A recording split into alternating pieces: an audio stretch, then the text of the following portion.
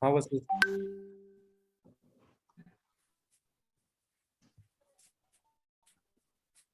It is 5:10. People are waiting.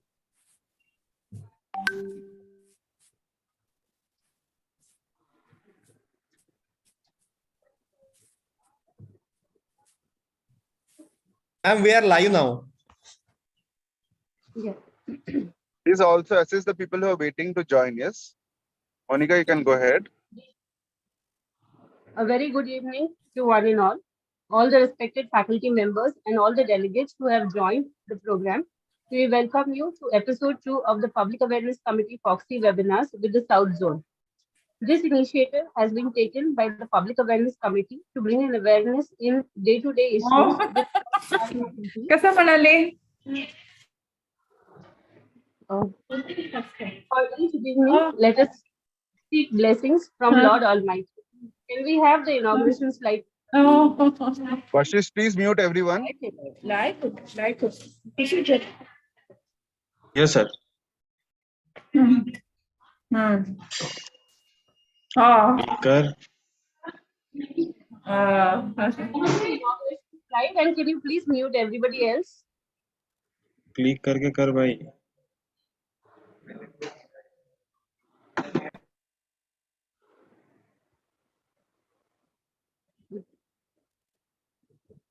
With each beginning, we seek blessings from Lord Almighty. I request Dr. Bai sir, Dr. Jayam madam, Dr. Sampat Kumari madam.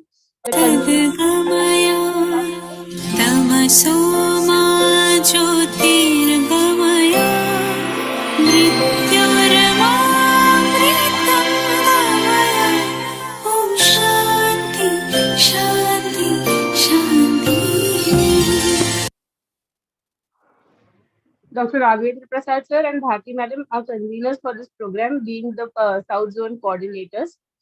I welcome each and every one of you to this webinar. I take privilege to introduce Dr. Priyankur Roy, who is the chairperson of Public Awareness Committee FOXY for the current ongoing year. These webinar series are a brainchild from him.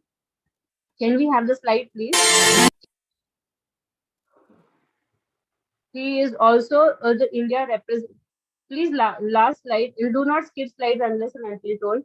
He is also the India representative at WATOG and SIGO. He is the Joint Secretary of Justice Chapter India, and he is also the National Coordinator for Perennial Committee FOXY for the last year. We welcome you, Priyankur, and can you please welcome all the delegates? Thank you so much, Monica. Good evening, everyone. Gives me immense pleasure to welcome all of you to this Public Awareness Committee initiative. And today we are doing this program with the South Zone with the Corona Remedies, that is the Core Connect live webinar that we're having.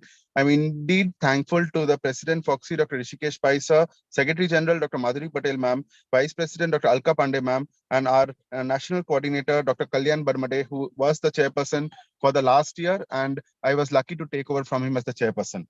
I would thank the coordinators, Dr. Monica Umbardan and Dr. Shatabdi, who have worked immensely to the success of this program, and a lot of the faculties who have been invited have been done by them, and they're putting really hard work in this webinar.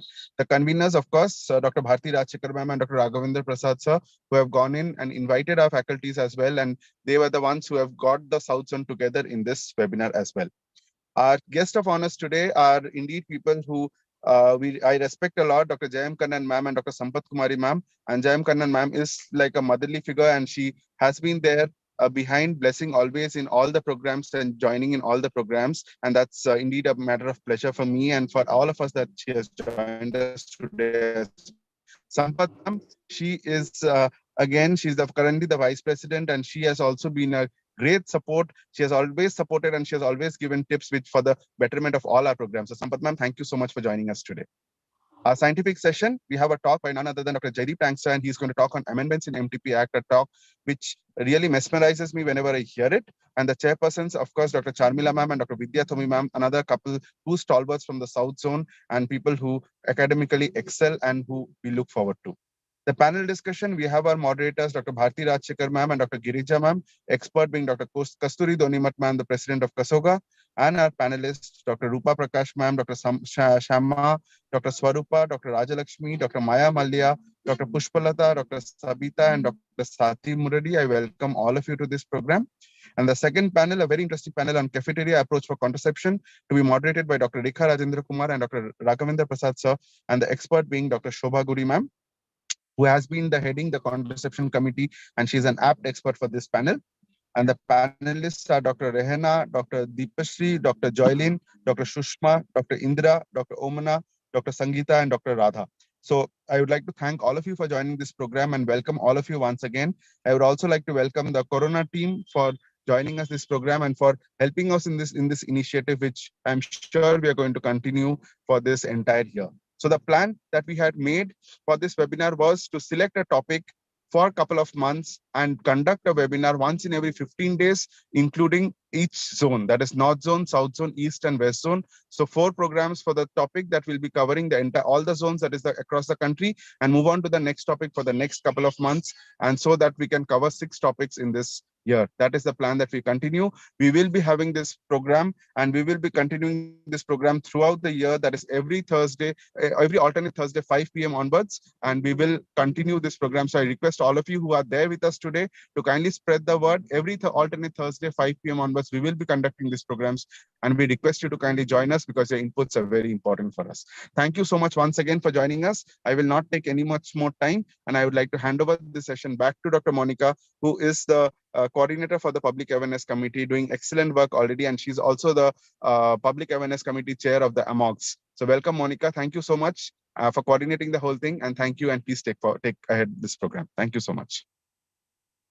Thank you, Priyankur, for the kind words. I now take honor to introduce my co-coordinator and convener of this program, Dr. Satabdi De. She is a consultant at Nova IVF in Siliguri. Please change the slide. She is also over enthusiastic, and she has equally worked towards the betterment of Public Awareness Committee, FOXY. I request our guest of honors today to join us. Can we have Dr. Jayam next slide, please? Vashish, next slide, please. Dr. Jayam, madam, slide.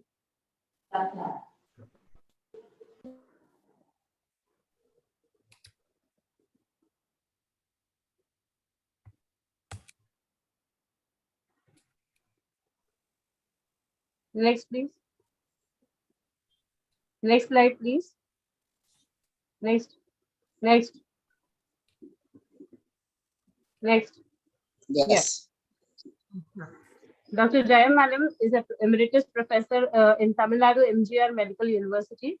She has been the vice president of FOXY in 2018. She also holds a certificate course in reproductive medicine FOXY since 2012 in her institute.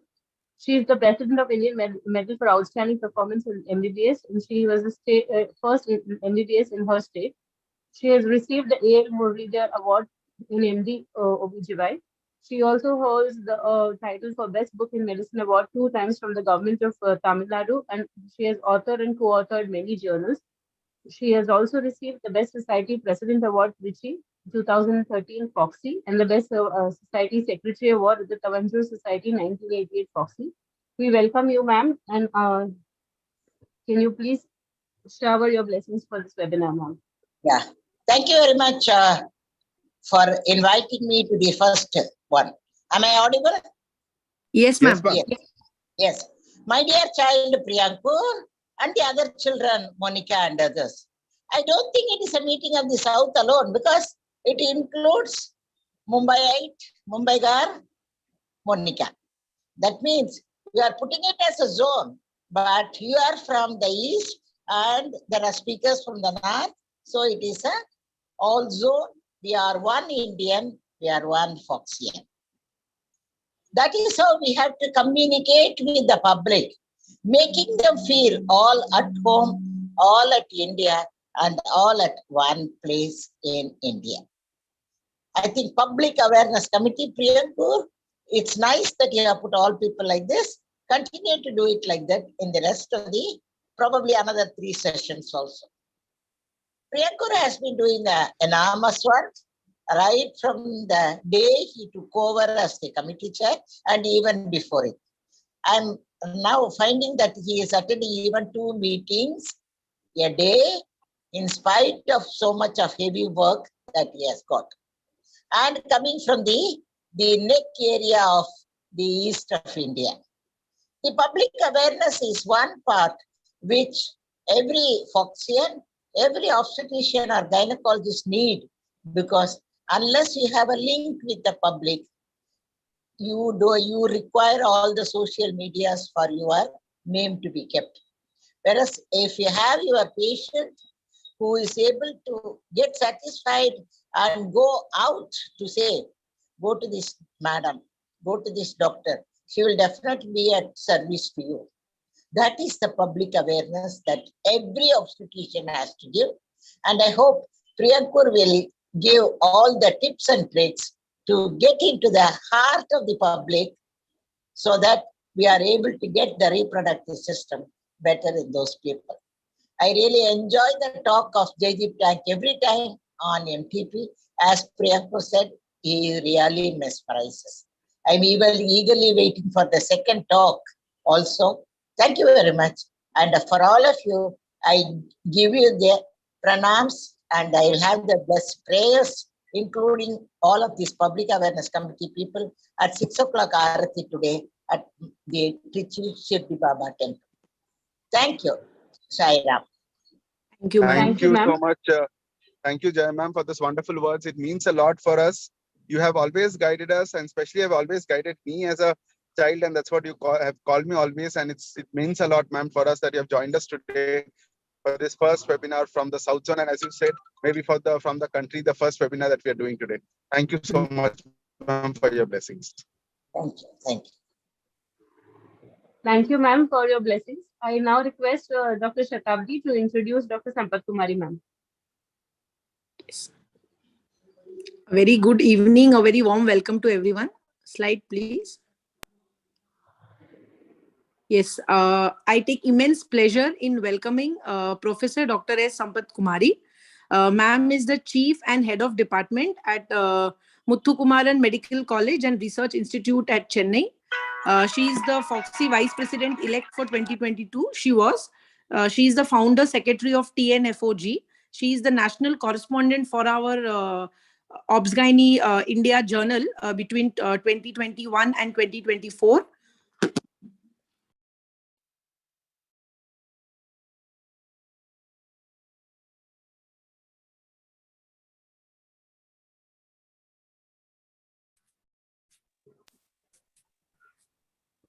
Shatabdi, you're not audible. Shatabdi logged out. I think a network went off. Priyankur introduced, no? Otherwise, Yeah, I think Monica. Monica? Ma'am is the Vice President of the elect for the year 2022. She has been the founder of TNFOG. She is also the national correspondent editor of the Journal of Obstetrics and Gynecologists of India 21 to 24. She has also been the Senate member of the Tamil Nadu MGR University from 21 to 24. She has many national accolades to her credit. We welcome you, ma'am, and seek your blessings for this webinar. A very warm welcome, ma'am. Thank you, Dr. Monica and Dr. Shatabdi. First of all, we should congratulate Dr. Priyankur, who is the pet child of everyone. So he is a very, very hardworking person with, I don't know how he is able to manage all the needs of all president, secretary and the committee chair. Now he has taken this co-connect, the first topic being the MTP. First of all, I thank our President, Dr. Rishikesh Pai, who has given permission to conduct this program, and our guest of honor, Dr. Jayan Kannan, who is a mentor for me. From her only, I was doing the adolescent work. That time itself, we will do with the public awareness committee programs also. And the coordinators, Dr. Bharti Rajshekar and Raghavendra Prasad. And you have the wonderful topic of MTP, where you have the what are all the safe methods for high-risk pregnancy and MTP amendment, as everyone was telling this repeatedly. It will be great to hear from Dr. Jaydeep and the cafeteria approach for the contraception with good speakers and the moderators and panelists. I wish the success for this program webinar, and it should be continuing as Priyanka told for once in 15 days with all zones. As Jayam told, it is an all India program and all Foxians. Wish you a best success. Thank you. Thank you so much, ma'am. Thank you for your blessings.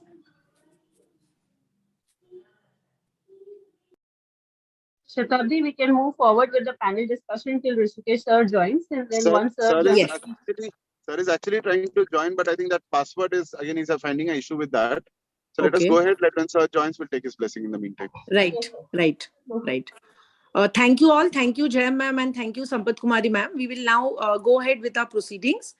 We will start our first panel, that is the cafeteria approach for contraception. Slide, please. Rajan. Kindly introduce Dr. Rekha Rajendra Kumar ma'am. Slide, please.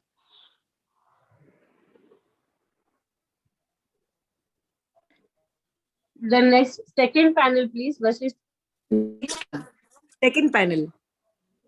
panel number 2 versus Yes, ma'am. Yes, ma'am. a little faster. Your net is slow from your end also. Ma'am, I think there is some issue with network. Yeah, the Yes. next slide first. So, very warm welcome to, Dr. Rekha's slide. Yes, we have two very eminent moderators for this panel. We have Dr. Rekha Rajendra Kumar ma'am and we have Raghavendra sir. Dr. Rekha ma'am is the medical director of Miracle IVF Hospital and Chandana Hospital, Bangalore. She is a diploma in human resources development, diploma in hospital management, as well as diploma in hospital administration. She has various awards and achievements to her credit. She's a practicing gynecologist for the past 31 years, and she is the president-elect of BSOG between 2023 to 2024. She has more than 15 articles and more than 15 articles and case reports, poster presentations to her credit. So we welcome you, Dr. Rekha Rajendra Kumar ma'am. Our next moderator is Dr. Raghavendra sir. Can we have the slide, please? Yes. Our next moderator for this panel is Dr. Raghavendra Prasad. He is the Director of Infertility and Feto-Maternal Unit at Sunrise Hospital at Kannagad. He is the Executive Director in ARMC IVF, Mangalore. Next slide, please. A very warm welcome to Dr. Raghavendra sir. Thank you. Ma'am, Dr. Rekha has joined. Yeah, Yes. I joined just now. Welcome, ma'am. A very warm welcome to you, ma'am. A very warm welcome, ma'am. Can we have the expert? We have Dr. Shobha Gudi ma'am as our expert panelist for this panel discussion.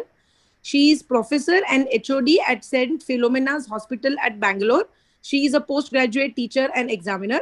She has been the chairperson of the Family Welfare Committee of Foxy between 2019 and 2022. And she was also the president of BSOG between 2018 and 19. She is the author and she has many publications to her credit. So we welcome you, Dr. Shobha ma'am, as our expert panelist for the session. Can we have the panelists' names one by one? We will now welcome all our eminent panelists for this session.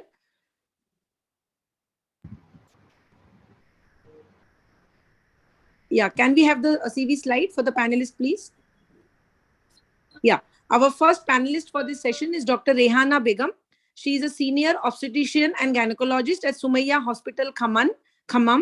She is the secretary of the Khammam Obs-Gynae Society, and she is the past secretary of the IMA Khammam. A very warm welcome to you, Rehana ma'am. Next slide, please. Our next panelist is Dr. Ex-Major Deepashri. She has served the Indian Army as an Army Medical Officer for 5 years between 2006 and 2011 and retired as Major. She's currently the Assistant Professor of Department of OBGY at RIMS Raichur and currently the Treasurer of the Raichur Obstetrics and Gynecological Society. Welcome, ma'am. Next slide, please. Next, we have Dr. Joylene D. Almeida. Dr. Joylene is an associate professor at Father Muller Medical College, Mangalore. She was the university second rank in postgraduate exams She is a practicing obstetrician and gynecologist and UG and PG medical teacher since 2011. Welcome, Dr. Joylene. Next, we have Dr. Sushma. Dr. Sushma has a diploma in reproductive medicine from the 21st Century Hospitals at Surat. She is presently the secretary of Raichur Obstetrics and Gynecological Society. She is practicing as an IVF specialist and director of Sai Fertility Center, Raichur. Welcome, Dr. Sushma. Next, we have Dr. Indira Pai Shanbag. She is a consultant obstetrician and gynecologist at City Hospital, UDP, and she is also the treasurer of Manipal Obsgyne Society in 2023. She is a master trainer for our Foxy Dhira initiative. Welcome, Dr. Indira. Thank you. Next, we have Dr. Omna Madhusudanan. Madam is the head of Department of Obstetrics and Gynecology at Vinayaka Hospital at Wayanad. She's been working in Wayanad district for the past 35 years. She's the founder, president of Wayanad OBGY Society and president of the Wayanad OBG Club for the last 15 years. Welcome, ma'am. Welcome, Omna, ma'am. Next, we have Dr. Sangeeta Menon. Dr. Sangeeta ma'am is a professor in the Department of OBGY at Government Medical College, Alapura. She has a career spanning 25 years in medical colleges and has been filled with academics and teaching. She is an active member of the medical education unit. She is also an assessor for the confidential inquiry into maternal deaths in Kerala state. Welcome, Dr. Sangeeta ma'am. Hello. Yes. Yes, Welcome, ma'am. Next, we have Dr. Radha. Next, we have Dr. Radha. She is the General Secretary of the Karimnagar branch of Foxy. She has a fellowship in fertility from Oasis Infertility Hospital. She is currently working as a chief consultant at Sai Hans Hospital for fertility and laparoscopy at Karimnagar, Telangana. Welcome, Radha ma'am. Dr. Rupa mute ಮಾಡ್ಕೊಳ್ಳಿ. Hello, yes. So now I hand over the podium to Dr. Rekha ma'am and Raghavendra sir for carrying out the panel. Yeah, thank you so much for including us, Ms. Shatabdi. Thank you, Dr. Monica. Without wasting much time, we'll start. Me with my co-moderator, Dr. Raghavendra Prasad, are taking forward the first panel. The panel is on cafeteria approach to contraception. Welcome our expert panelist, Dr. Shobha Gudi, as well as our esteemed panelists. So the panel is on cafeteria approach to contraception. Next slide, please. Hello. Yeah, our esteemed panelists have been introduced. Next slide, please. Since I had problem in joining, I shared the PPT to them so that they will post it. Okay, please share. Please post the next slide. Please keep moving. Take the commands as early as possible. Okay, now the question will go to Dr. Rehana. Dr. Rehana, you're there? Yes, ma'am. Yeah, Dr. Rehana, I'm Dr. Rekha Rajendra Kumar. I'm here with Dr. Raghavendra sir. The question first to you is, what are the characteristics of the ideal contraceptive? Since we are talking about the cafeteria approach, if one considers as a contraceptive, what should be the ideal one? What are the characteristics it should have? It should be easy for her, and also it should not have any risk factors. Anything and else? Compliance and patient compliance, taking it daily or using it in a proper way without losing the doses in between, ma'am. So that failure rate is much less. Failure rate should be very less. Then next slide, please. Yeah, please proceed. Please proceed. It should be safe. Yeah. It should be safe, 100% effective, free of side effects, easily obtainable, affordable, and acceptable to the user, free of effects on her future pregnancies. Yes, this is what they ask. Many of them do ask us, right? Yes, ma'am. Especially with IUCDs and OCPs, many of them do ask us this question. Okay, next slide, please. Okay, can I go to Dr. Deepashri? Hello? Dr. Deepashri? Dr. Joylene? Ma'am, Deepashri madam is still trying to join in. You can ask whoever is there. ma'am. That is why I'm saying Dr. Joylin. Anybody can answer. Let us not waste time because we have only 45 minutes in hand. Can I ask Dr.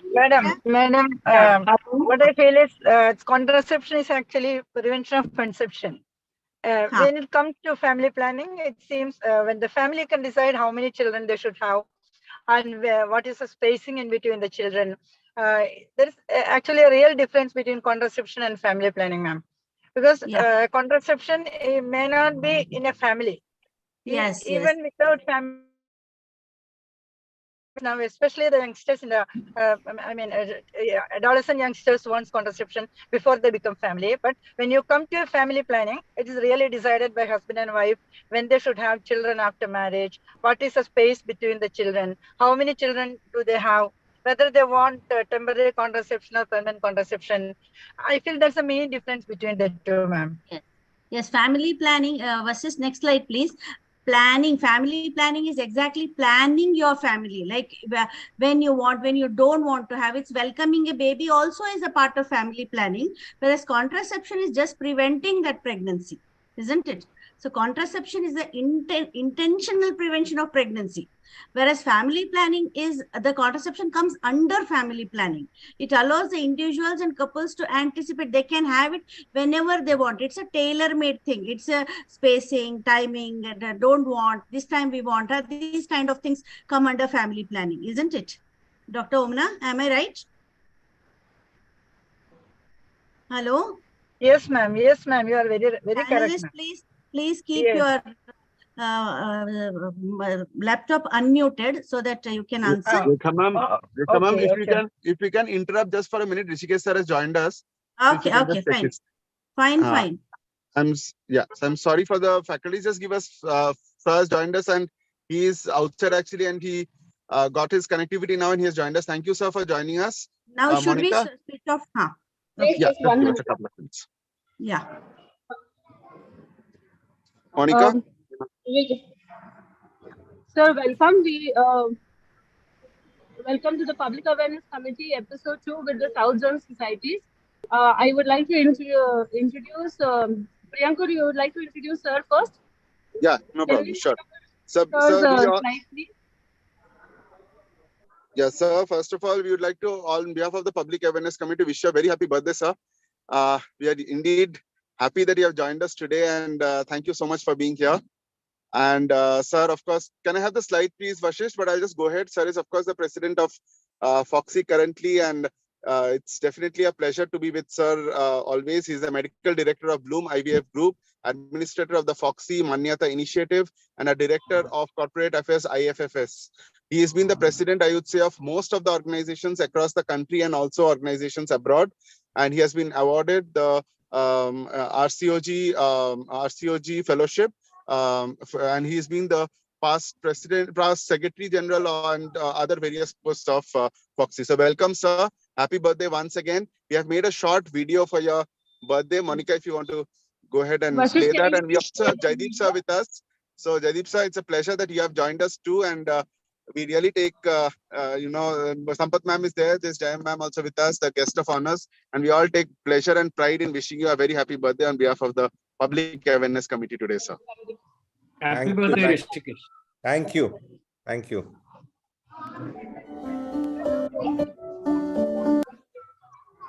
Please play from the beginning. Yeah.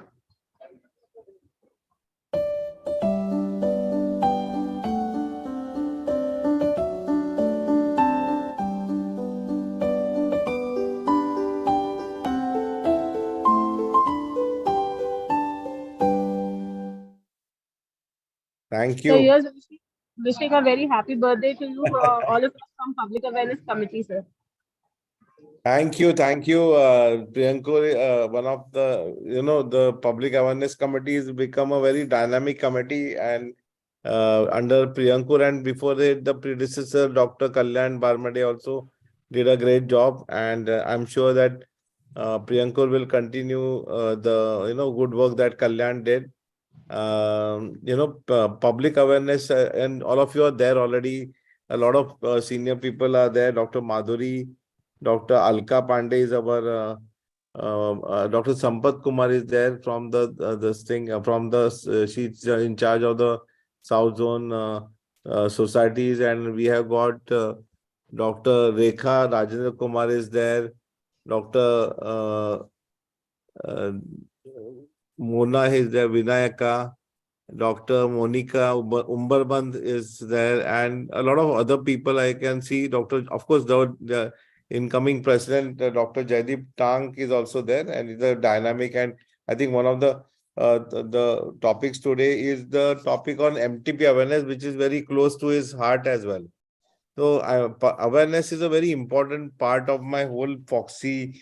You know that my Foxy Badlav is there, and Ekikaran, that is integration, and the next part of it is Samanta, that is equity. And so in Ekikaran we launched the concept of the Yatra, where we did a lot of integration, and it was a 360-degree Yatra where we had the camps in the morning, public forum, and we also did the CMEs in the evening. So we had total integration, and also I integrated the different concepts of health in women healthcare, and in equity, that is equality. It's still a large challenge. So rich and poor should get the same care. And also we have launched the new concept of Samanta in gender equality, which we have launched, and we'll take it to a large level, and hopefully it will be continued. And the third part of that, one of the parts which we launched recently, was the cancer service initiative, which I called Pratibandh. So that was also a very big success. Nearly 60 societies participated, and we are doing it on a large scale. Our Badlav clinics, which are our endpoint through which we will be implementing all our programs, are on the cards now. Everything is going well. And so the last 3 months have been very hectic, and hopefully the next 3 months will be equally good and impactful. And we all do everything because we want to feel happy inside us. So it's very important. Few important things that I would like to say here is that there are many conferences coming, and you should all participate in full force. There is the problem because a lot of people want to do conferences, so there may be an overlap, but our country is very large, and I don't think an overlap is really going to impact a particular conference in any way. So anyway, I'm really grateful to Priyankur and all of you, and I'm thankful for you to have called me today and wished me on my birthday. Every year as it passes by, you realize that you're becoming more and more mature, and you become more and more younger as well in your thought process. So thank you very much, and wish you the very best, and hope that you have a fantastic academic interaction. Thank you, Priyankur. Thank you so much, sir. So as was the wish of yours, like public awareness for the public as well as for the doctors, the new updates and all that we need to bring to them. So as we are discussing today, so the MTP Act amendments with Jaideep sir will talk, and we are doing 2 panels, one on making MTP safe and the other one on cafeteria approach in contraception. So we are trying to bring the recent updates to all the doctors so that it benefits everyone as well. So for the cancer cervix, we had a competition, sir, a slogan and a poster competition that we had conducted, and we have the results as well, sir. So we would like you to kindly, like Monica will declare it, and we would like to you to kindly felicitate the winners for the same as well, sir. Thank you so much, sir, for being here. Monica, please go ahead. Ashish, can you please share the PPT of the results slide, sir? So we are very happy to announce that we had more than 50 entries for slogan, and we had more than 20 entries for the posters for cervical cancer. For all of them were up to the mark and much more than that. And we have 2 kind judges who have accepted our invitation, Dr. Sharmila Madam, who has been the judge for the e-posters, and Dr. Alka Pandey Madam, who has been the judge for the slogan competition. They have been having a tough time to judge. Can you please make it full screen and go to the next slide as well? Thank you. They had a tough time to select which one was better, but nonetheless, somebody in the competition loses and somebody wins. Can you make it a full slide? We first would like to congratulate each and every person who has participated and made this a big drive. We would now request the prize distribution for the slogan competition first. The third prize Let's have the slide. This is Dr. Shubhra Singh. Her slogan was Garbhashay Cancer Se Mukti, Vaccine Se Yukti. This was the third prize winner. The second one is Dr. Anita Gautam Madam from Kanpur. The third one, the first prize winner for the slogan is Jagrukta Se Shakti Se Cancer Se Mukti from Dr. Taru Chhaya Madam from Jaipur. Congratulations to all the winners. Now we have the poster competition winners. The third prize is Dr. Archana Pathak Madam from Ranchi. Her poster was depicting almost all the epidemiology of CA cervix with the strategies of improvement of prevention and treatment. The second prize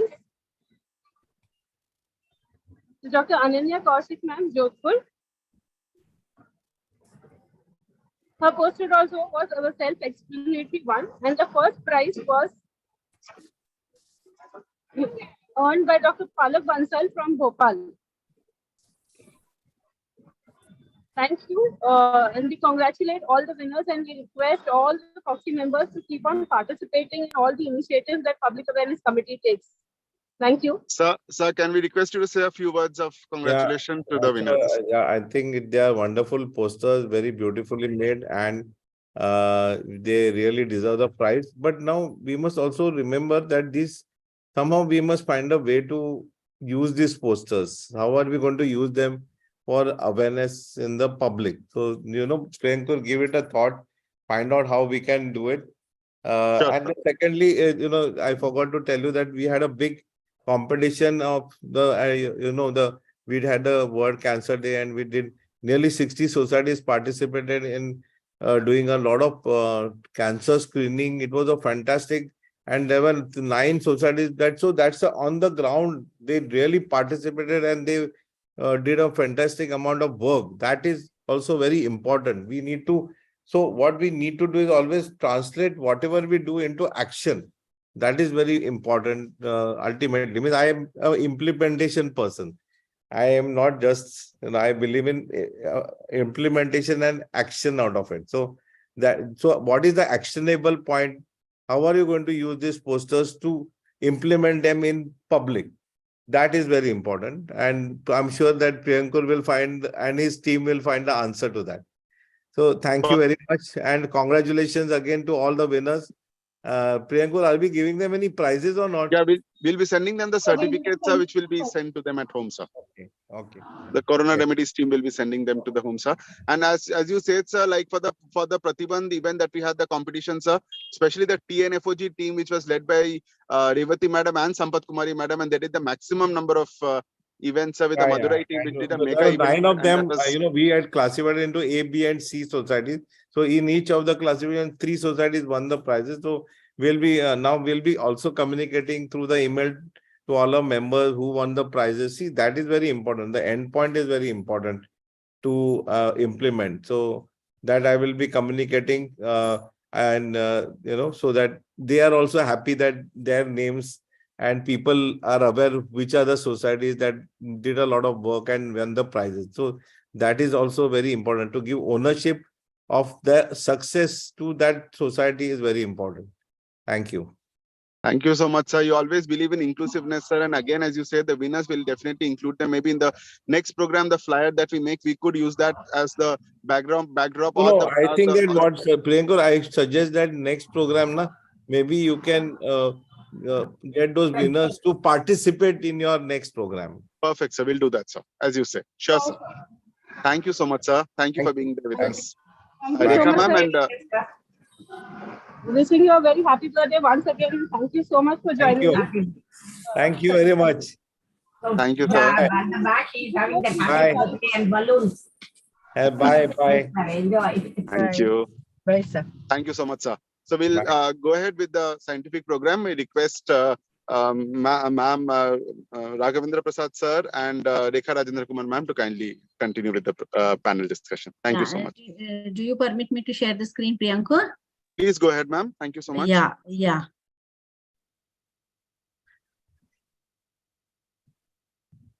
Yeah, is it visible? Yes, Yes, ma'am. Yes, it is. Okay, fine. Yeah. This all we have finished. Yeah. Now I will ask Dr. Sushma. We are going ahead with this panel with Dr. Raghavendra Prasad and expert comments from Dr. Shobha Gudi, who has been the family planning committee, that is a FOXY committee chairperson all this while. Welcome, Dr. Shobha, and we are happy to take your inputs also as an expert, and you can interrupt us in between and make us wiser. Now to Dr. Sushma. Dr. Sushma, what are the different benefits of family planning and contraception? Why do we promote it so much? If Dr. Sushma is not there, Yeah, ma'am. Yeah, I'm there, ma'am. So the main benefit is, ma'am, to prevent the unwanted pregnancies and also unsafe abortions, and to reduce the maternal mortality and morbidity, and even the infants' mortality also. That helps also for the economic growth of the country, ma'am. Exactly, exactly. So we should not think only in terms of mother and the baby. It has got a much wider perspective. It's such an empowered tool for us, and these are all the advantages and benefits of family planning and contraception. Another thing I would like to add is it prevents the HIV and AIDS. Not all the contraceptives, but we know as we proceed along, we will talk about that also. Also, it reduces the adolescent pregnancies. So these are all the advantages of contraception. So these are again some slides. Let us move forward. What do you mean by the cafeteria approach, and what are the advantages of this? Dr. Indira, can I take words from you? Yes. We are offering the right to the couple to choose the method, and that gives the confidence to the individual about contraception method. And they should feel comfortable in using the method they have chosen. So it's clear and accurate, and specific information is provided to them. Yeah, counseling goes far way in this, so that we explain everything, they accept it. The main advantage of accepting is that the dropout rates will be much less, so they'll continue with the contraceptive. So let them select what they want, very much tailor-made according to their needs and according to their wishes, right, Dr. Indira? Yes, yes, yes. Okay, fine. Thank you. So this is all in detail. Again, greet, ask them question, the couple, then tell them whatever they want, relevant information, help them in making choices, explain everything written. So what is together called as gather. So it's a greet, ask, tell, help, explain, written. So part of counseling, so that the cafeteria approach becomes more powerful and gets accepted from the couple. Okay, now the next question would be, what are the different methods of contraception? We are going a bit fast because we have more questions and less time. Okay. Yeah. Dr. Omna, madam. Now, madam, we have the temporary methods of contraception as well as the permanent methods of contraception. For the temporary methods, yes, we can go for barrier methods, natural contraceptive measures, intrauterine devices, oral steroidal contraceptives. And for the permanent methods, we can go for male and female sterilization. Yeah, you are very much right. Occlusion, vasectomy, and for the female, yes, ma'am. Yes, ma'am. Yeah, so these are again in detail, like the hormonal emergency contraception, all this we will talk as we proceed. Okay. So yes, these are again in detail, like how to make the method more effective so that they accept. This is all in details. Okay, now coming to this slide, estimated number of women of reproductive age, that is 15 to 49. So look at the blue one, that's a dark blue, that is go for the modern methods, and traditional method is that light blue one, that percentage is only 4%, and the unmet need, that is also a big one, and there is no need in around 42%. This is what we want to say is using modern and traditional contraceptive methods having an unmet need for family planning and no need for family planning. Word with is just the statistics, so make it clear and make it bit easier. So now coming to the next question to Dr. Sangeeta Menon. We are talking the very primitive method now, that is the barrier methods. What are the different barrier methods? You can explain about male as well as the female barrier methods, Dr. Sangeeta. Yeah, yes, the male condom and the female condom largely. The male condom, we know it's been in use for a long time. But I think I would like to draw attention to the fact that it is not really so old and traditional. I think it's very important that we promote the use of the condom, especially in the days when you have sexually transmitted diseases. And where the HIV is concerned, we use what is called the double Dutch method. That is, you can't use just the condom because it has, you know, as you rightly said, it is old, it is not so fashionable, but because it has a large failure rate. It's up to 25% or more than 5 per 100 woman years. But still, it is the only thing that can prevent sexually transmitted diseases. So in the adolescent population, I think we should be really going strong on the male condom. And at the same time, looking at another method to back it up, like the oral contraceptive. That's why it's called the double Dutch method, especially in HIV positive, whether they are congruous couples or incongruous couples, you need to use the double Dutch. That's the male condom. In addition to preventing sexually transmitted diseases, it has a lot of other, the male is in charge, he has more. However, slippage, breakage, all this is there, whereas you have the emergency contraceptive to tackle that. The female condom, the Fem Shield, has come into play in the last few years, but not so widely used, probably because it is not being supplied to the government free of cost. It is a bit expensive. Very many women are uncomfortable with using this because they have to insert it on their own. It has two kinds of rings, one that fits inside and one that fits outside. And intercourse actually takes place through but not very much in use. I think the cervical cap, the Dumas, the diaphragm is largely, I think it's there as museum pieces in our teaching institutes. It's hardly ever used. But I would still be a propagator for the condom because the worry of STIs, and especially in the adolescent age group, I think we should be looking at it strongly. Yeah. When we talk in terms of probably the Raymond Pearl index, the effectiveness may be slightly lower compared to our modern kind Dr. Rekha, there are two. It is the actually, there are two kinds of use. Is the actual use. This is what they, they don't do it properly. Or the projected use, which is how the failure rate per 100 women years, the Pearl index is extremely low when you have a proper use, but when the projected use, which they use just, probably not using it at the right time, there's a lot of prostatic secretions that goes in before, yes, the failure rate is high, slippage, everything is an issue. I think this needs, your adolescent health work should include this as part of their teaching module. Yes, exactly. So in spite of all that, though it is bit lower, the effectiveness of this, the main another advantage that is the prevention of the STIs. That is the greatest advantage of the barrier methods. Now, what is the mechanism of the barrier method? Like, how does it act? To Dr. Rehana, if she has come there. If Dr. Rehana is not there, the question will go to Dr. Ma'am, Dr. Deepashri madam has joined, ma'am. Yeah, that's what. If Rehana is not there, I will ask the question to Dr. Deepashri. Yes, ma'am. Hello. Yes. Yeah. Barrier methods prevents the entry of sperm into uterus during intercourse. Yes. Fast. They have higher failure rate. That's all, ma'am. They prevent the sperm entering into the uterus. Yeah. Okay, fine. Thank you.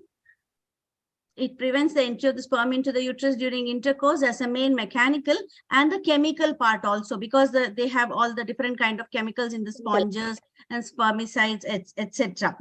Dr. Joylene is there? Dr. Joylene? Okay, fine. I Now, don't think so, right? all right. Now I will ask Dr. Radha. Dr. Radha is there? Okay, Dr. Sushma. Newer barrier methods, ma'am. There is a NOVA ring which has come. Who is speaking? Yeah, ma'am, Dr. Sushma. Okay, Dr. Sushma, please ask New this question. barrier method. Yes, ma'am. New barrier methods, so like a female barrier methods, ma'am, like a NOVA ring. So that can be inserted once in a month, and it is very easy to insert where a healthcare provider is not required. And also it doesn't require any spermicide, and also makes the periods more regular and less painful. Yeah, so that and is more effective also, ma'am, almost 99% effective. Yeah, it releases a low dose of progestin and also estrogen, and it's like a controlled release fashion of these hormones. That is the better. It is not just the barrier; it has the hormonal advantage also. So it is more effective that way. Okay. Now, what is the mechanism of action of Rekha, am I yes. audible, Rekha? Yes, yes, you are very much audible. I'm traveling, that's why I'm checking. Yeah. Just wanted to say that if your ring is only in the ring form, then it is not a barrier. It is Not just a a ring. barrier. It's a combined hormonal contraceptive, and that is one. Actually, it was appreciated very much by women, and it was there in the market for a good 5 to 6 years. We don't know why exactly. It has not been there for some time.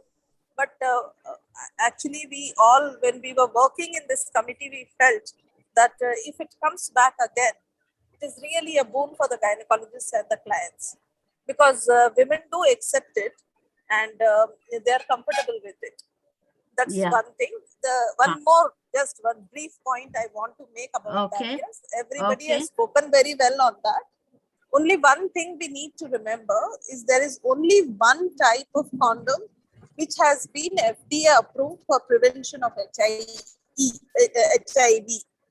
All other STIs may be,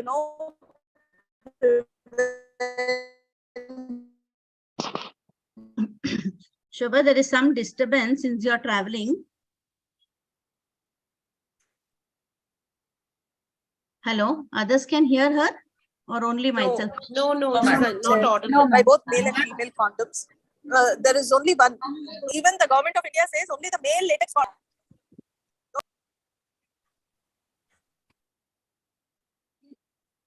I think what Madam was getting at is that the male condom is the one that's more beneficial for prevention of HIV, but not the female condom. It's not yet approved for prevention of HIV. Madam, Goody Madam has said to please carry on. Yeah, exactly, Sangeeta. Yeah, exactly. Yeah. Since you are traveling, there is some disturbance or breakage of voice. So that is why Dr. Sangeeta summed up what you said. Is that exactly what you want to say or anything else you want to add, Dr. Shobha? No, carry on. At this point, carry on, please. Fine.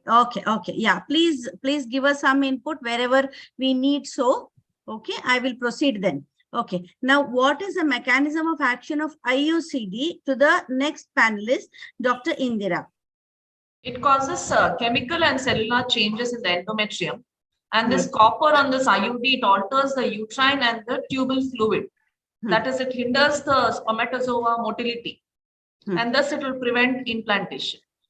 Yeah, the endometrium also becomes very hostile for the embryo to sit there.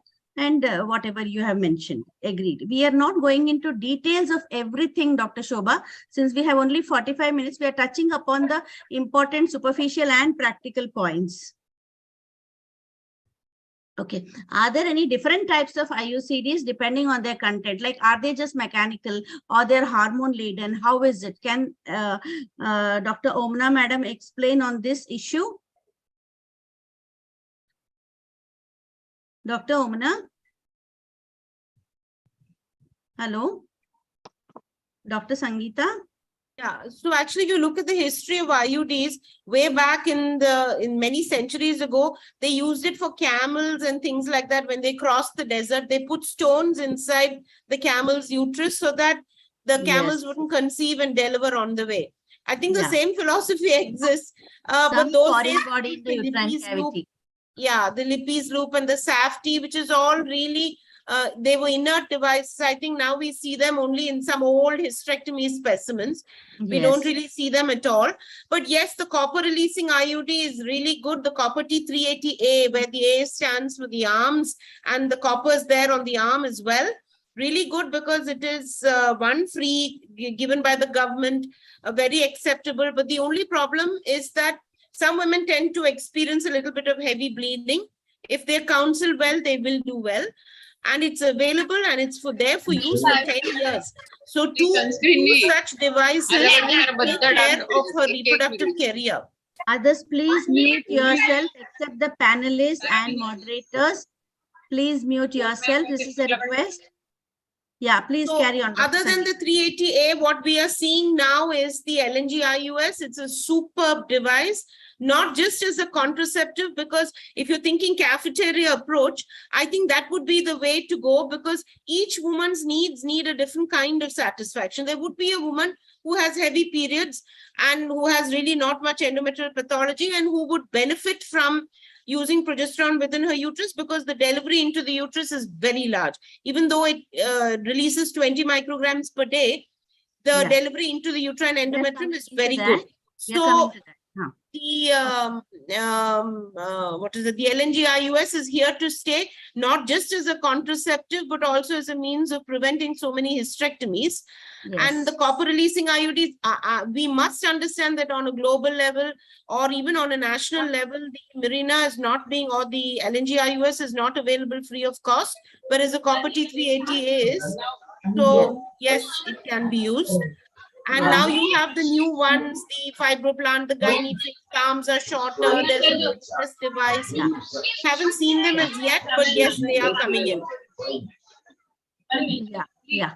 Okay. And regarding the copper releasing IUCD, we also should counsel them that very beginning few periods may be bit more flow. Second thing, you may have premenstrual spotting also, which also disappears gradually as the use continues. Exactly. Yes. Let us talk elaborately on the hormone releasing IUCDs later on.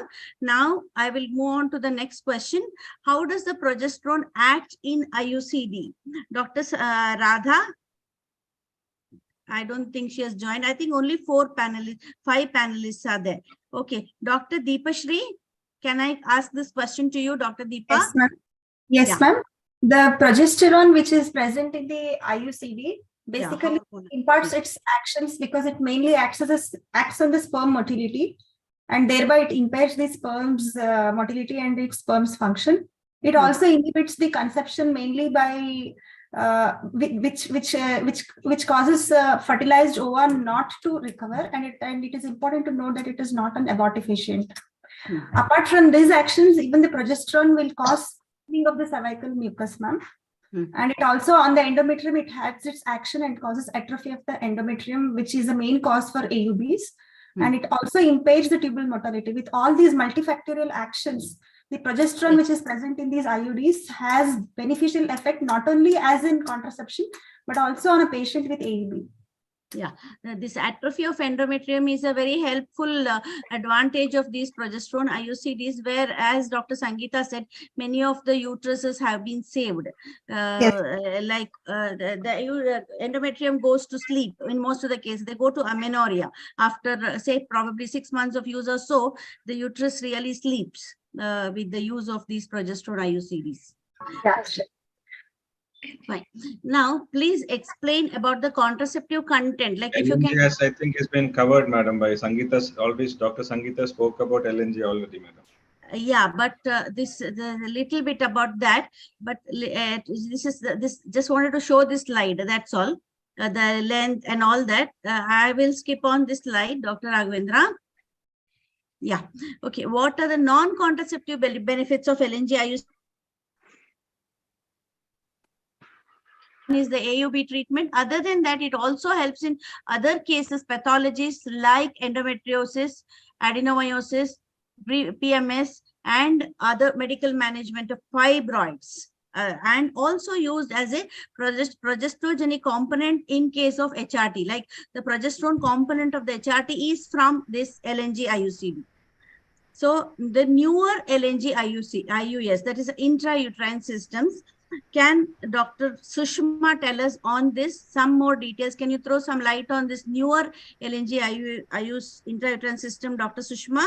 Yeah, ma'am. So there are newer LNG IUS like Fibroplant, like they are frameless, and also they can release 14 microgram per day and also 20 microgram. There are 2 strengths, and as Mirena, they are also useful for up to 5 years. And most important is they are suitable for all type of the uterine sizes and the shape. Sometimes uterine fibroid, like multiple fibroids, like where previous LNG IUS was not suitable, because now these are frameless, they can be fitted well in the uterine cavity. That is the main advantage of the newer LNG IUS. Yeah, like if there is a cavity abnormality, like the fusion abnormalities of the uterus, or like the submucous myoma, also these can adapt themselves inside the uterine cavity, isn't it? Yes. Yeah. Okay. What are the advantages of LNG IUS? This we have already told, explained everything. Lactating mothers can use. That is another advantage. Immediately reversible and is ideal for spacing. This we have spoken already. Any disadvantages of LNG IUS, Dr. Indira, madam? Yeah, at times the insertion of the device might be painful. Some women might have menstrual irregularities. A trained person is definitely required to insert this device, and there is no protection against sexual transmitted diseases. And at times they can have pelvic inflammatory diseases, and women cannot stop using IUD on their own. They have to visit a doctor for removal. And at times there might be risk of expulsion of also. Yes, in a multi-parous uterus with the cervical os is bit patulous, there is a risk of expulsion in these women. Dr. Raghavendra, you want to give any input here? Dr. Shobha, Dr. Raghavendra?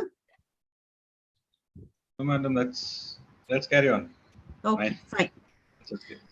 So these are some complications, not much to worry about. There are small and not so important kind of complication. All of us know about this. Rarely uterine perforation while inserting vasovagal attack, dysmenorrhea, etc., etc. Not to forget to check the threads so that the misplaced IUCD we should detect at the earliest, especially the uterine perforation. Sometimes it can be a thread, may not be seen, but may be very much inside the uterine cavity, which we make out by some investigative modes like transvaginal scan. But sometimes it might have really gone out of the uterus somewhere up and above. How does the birth control pill work? Now we have finished the IUCDs, that is intrauterine devices, and now come to the birth control pills. Dr. Omna, madam. Omna, madam. Dr. Traveling. Yes, ma'am. The OC pill basically has its action on the ovaries and the endometrium and also on the cervix at a different level. At the ovary, acts and stops and prevents the ovulation. In the endometrium, it causes thinning of the endometrial lining. And in the cervix, it causes thickening of the cervical mucus, making the entry of the spermatozoa hostile to the fertilization. So it has basically all these three combined effect, which causes prevention of the pregnancy. Yeah, that is why it is very efficient, and we give the success rate up to 99.9%, because it acts at the very origin itself, the ovulation itself, isn't it? Even if one factor is not acting, the other two anatomical factors also can take over. Yeah, that's why we say it's a 99% effective. But as you said, the only disadvantage is, unlike the barrier contraceptives, there is no protection on STDs. Now coming to the controlled ovarian combined OC pills. Yes, pills. What are the different types? Combined oral basically they are classified into 4 generations, starting from the first generation is the earliest one, first, second, third, and fourth. The latest generation is the 4th generation, ma'am. Yes. So most commonly used drug is the Dynogest. So nowadays, first generation combined OC pills is norethisterone. We still use it for prevention of postponement of pregnancies. Yes. And also for controlling bleeding in a AUB case, ma'am. Treatment of AUB. Yes, ma'am. In second generation, we have a newer drug called as levonorgestrel. That is what we are using it in Mirena. That is LNG IUS. And in third generation, the classical drug is desogestrel, and the fourth one most commonly used is drospirenone in PCOS, and Dynogest, which is most commonly used in endometriosis. So apart from these uses, all the generations of these progesterone contents can be used for contraceptive benefits also. Yes. So these are the 4 generations of combined OCs. We also should not forget about the progesterone only pills, where they have their own rules, like the lactating women, etc., or the women who cannot take the estrogen part, like the aged or who have the thrombotic episodes previously, etc. Those kind of women where we cannot take the estrogen part, we have to advocate only the progesterone only pills. Okay. Now, what are the benefits of OCPs? Dr. Sushma, benefits of oral contraceptive pills? So as we are discussing now, we know that the main benefit of the OC pills is from the birth control, that is contraception. But apart from that, it has got many advantages like prevention or the control of the ovarian cyst. And also when used for a long time, it can even prevent the ovarian and uterine cancers. And also like dysmenorrhea when associated with adenomyosis and endometriosis. Most of the time in adolescence for the regularization of the periods and for the prevention and as a treatment for acne also, ma'am.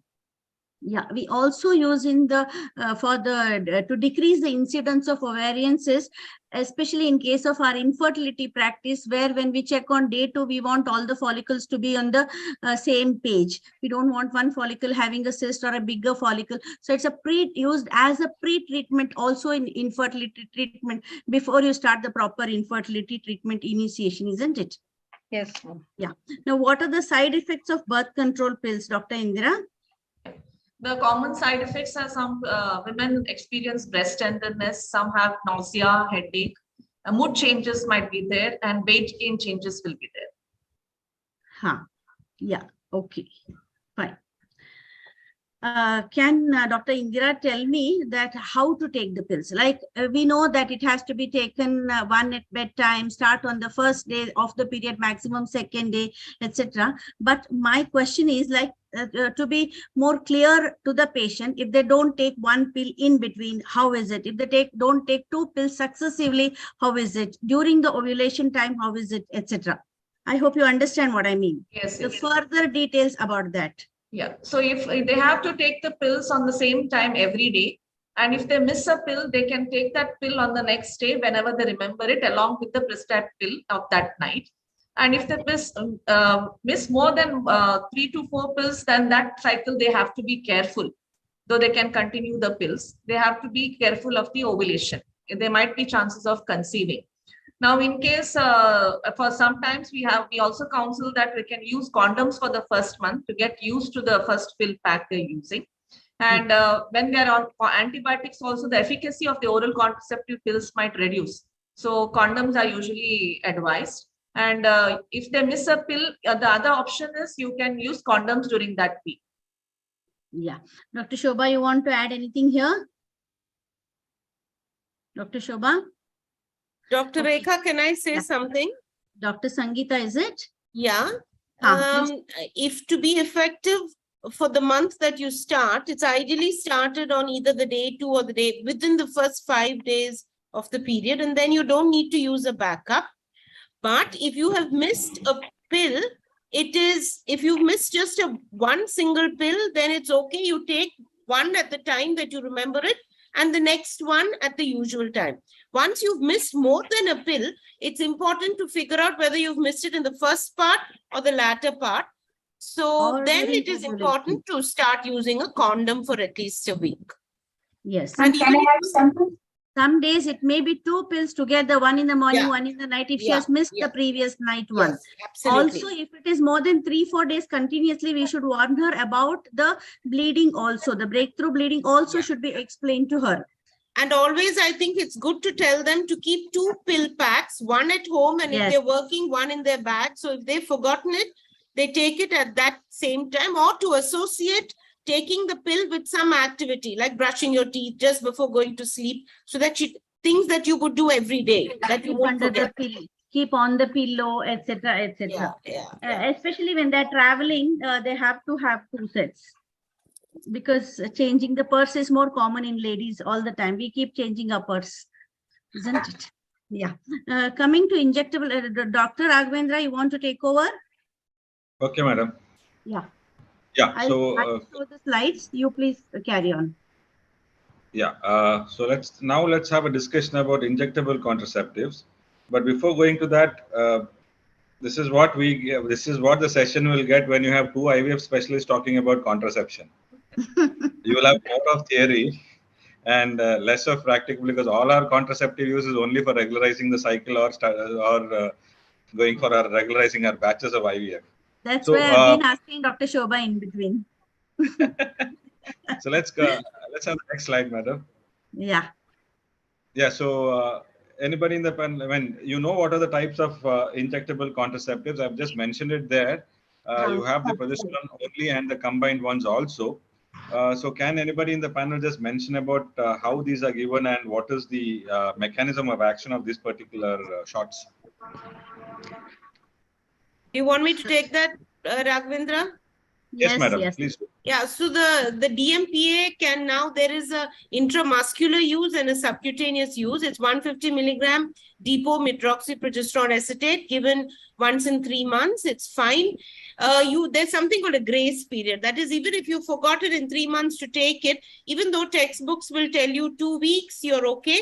It's actually WHO says you're okay for a month, but you don't tell the patient that because you want her to come back correctly for her injections. And it's extremely effective. And since both of you are reproductive medicine guys, I would like to ask you, I'm very uncomfortable with the Depo-Provera when I expect fertility in the year or two ahead, because it sometimes makes the endometrium so very thin that it's extremely difficult to get that endometrium up and going after that. And they experience a lot of breakthrough bleeding. And it also tends to cause a little bit of bone damage. It takes a little bit of calcium off the bone. So either they must be really mobile and take supplemental calcium and do their weight training exercises. But it is extremely good, especially women who go into amenorrhea. It's good for them. But if she's expecting fertility in the near future, I think this may not be the ideal thing for them. I don't know what your take is on it. This is what is my experience. But yes, Depo-Provera is good. The subcutaneous route has the same kind of effect. The only, the mechanism of action is like any other progesterone. It just makes the cervical mucus thick, make the endometrium very thin. And even though you have estrogen in your system, the progesterone is so large that there are no estrogen-progesterone changes. So you have a very unreceptive endometrium and pregnancy is prevented. The estrogen-progesterone combinations, your Mesigna and Cyclophem, are not available in India today. So I'd rather not discuss it.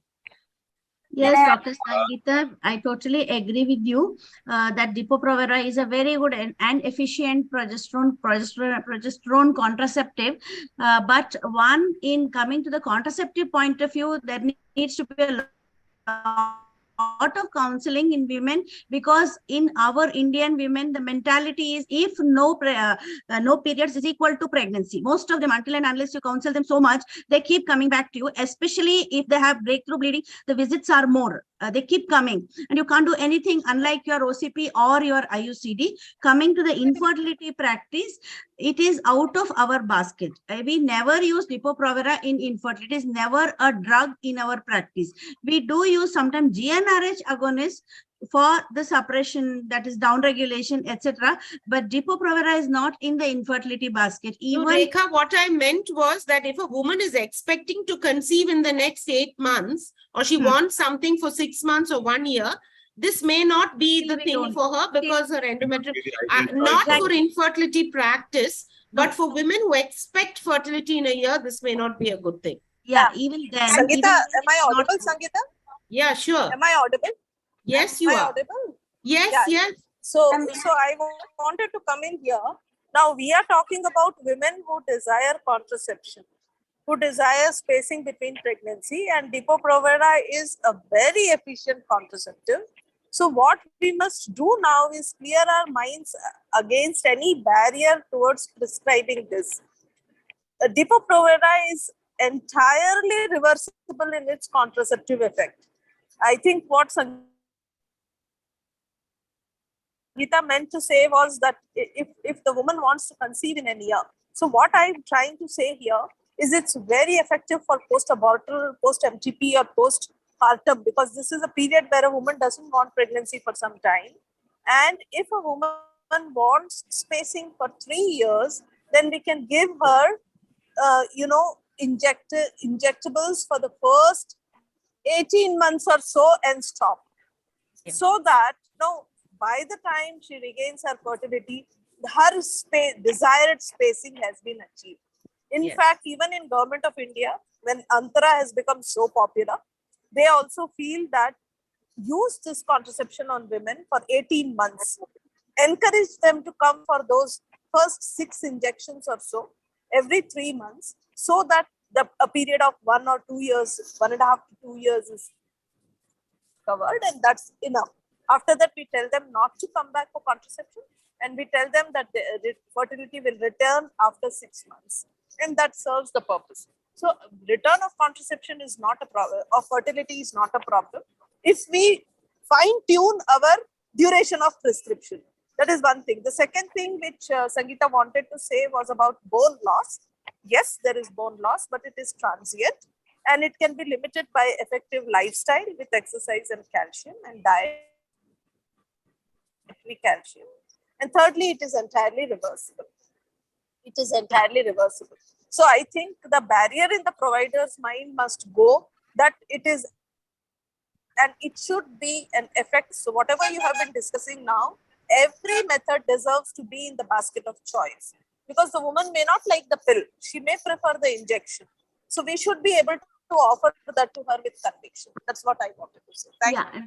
Yeah, agree, Dr. Shobha. I totally agree with you. What I was telling is, you are talking about the person who wants pregnancy after some time. But since Dr. Sangeeta addressed the infertility specialists like us, we just put our input and opinion as infertility perspective. That's all.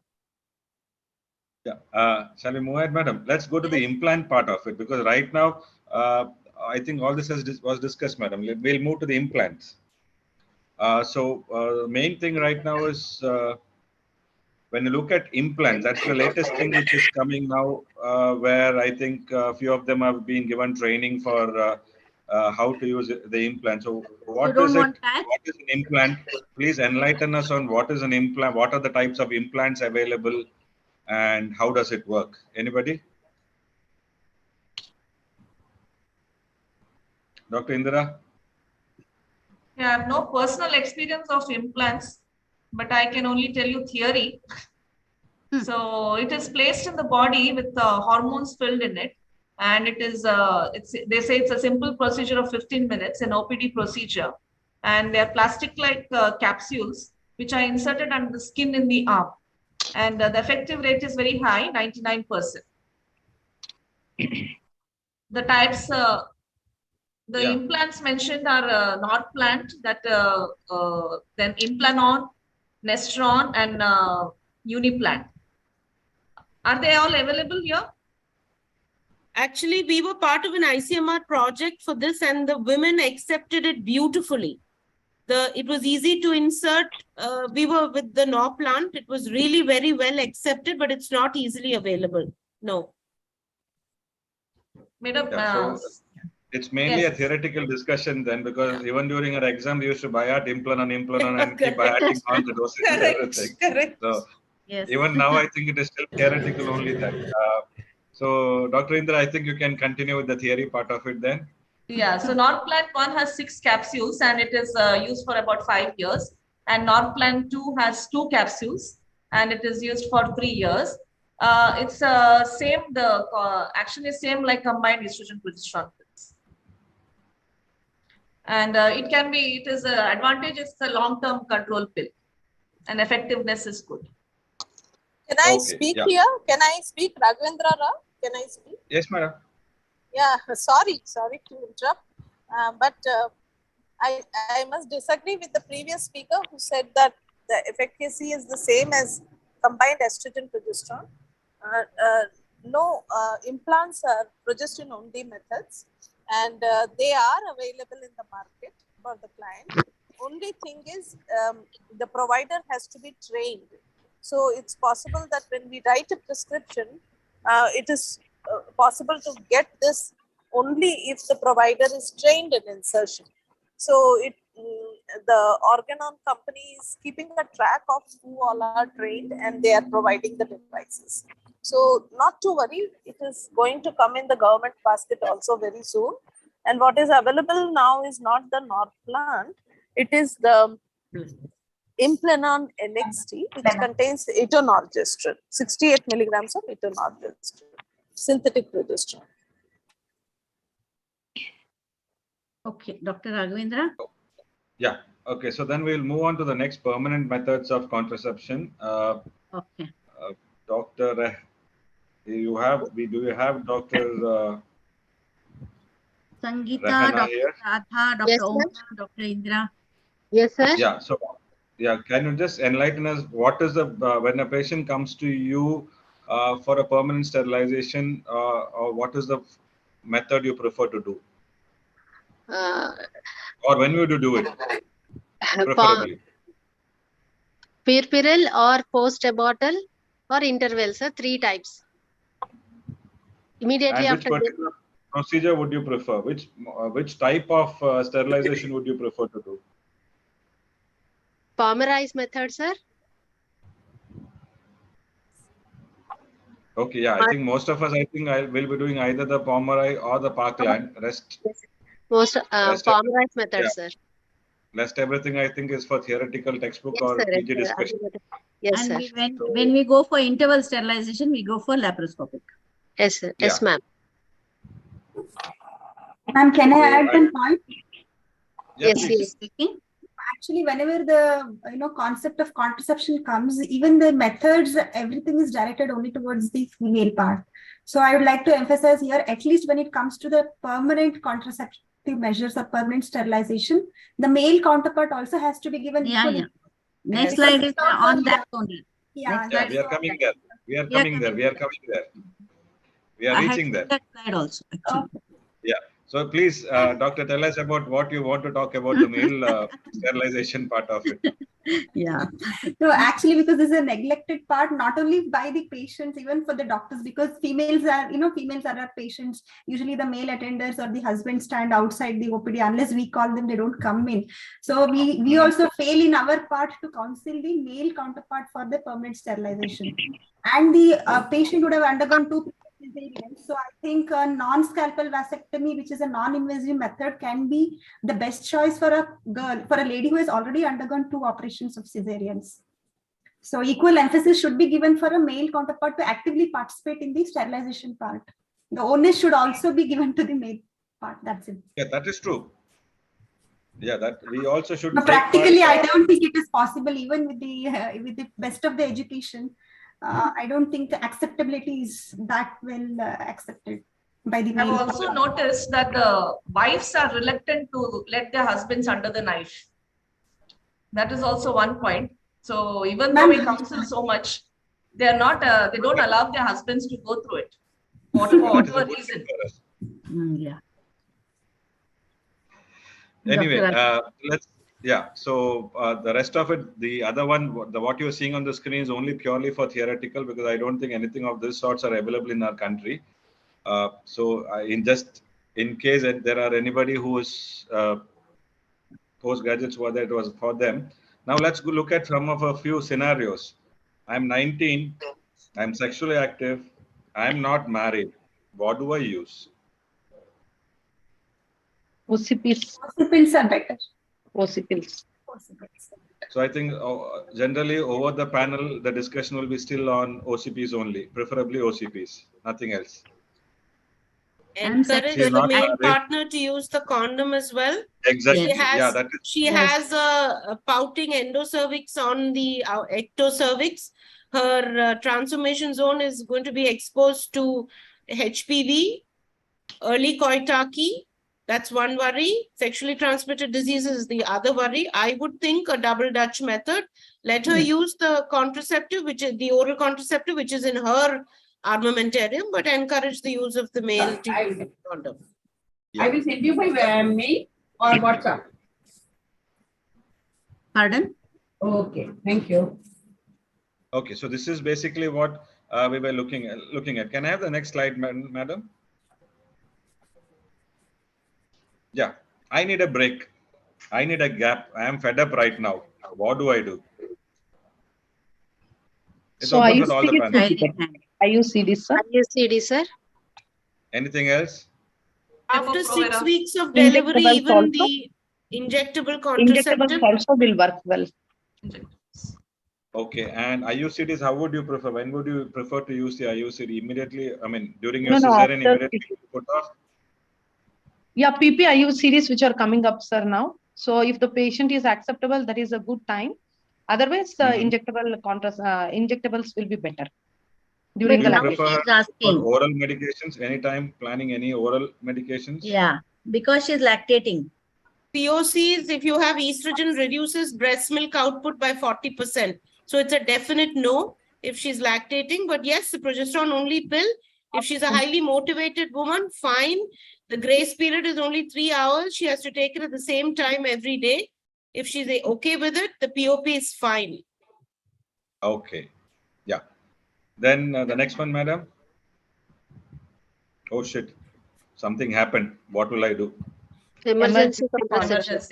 Yeah. So what would you do? How would you agree for? I mean, how would you counsel your patient for that? Duration of the exposure, sir. 72 hours, within 72 hours or after 72 hours, did the patient come to us? They're still on the bed, so it is immediate.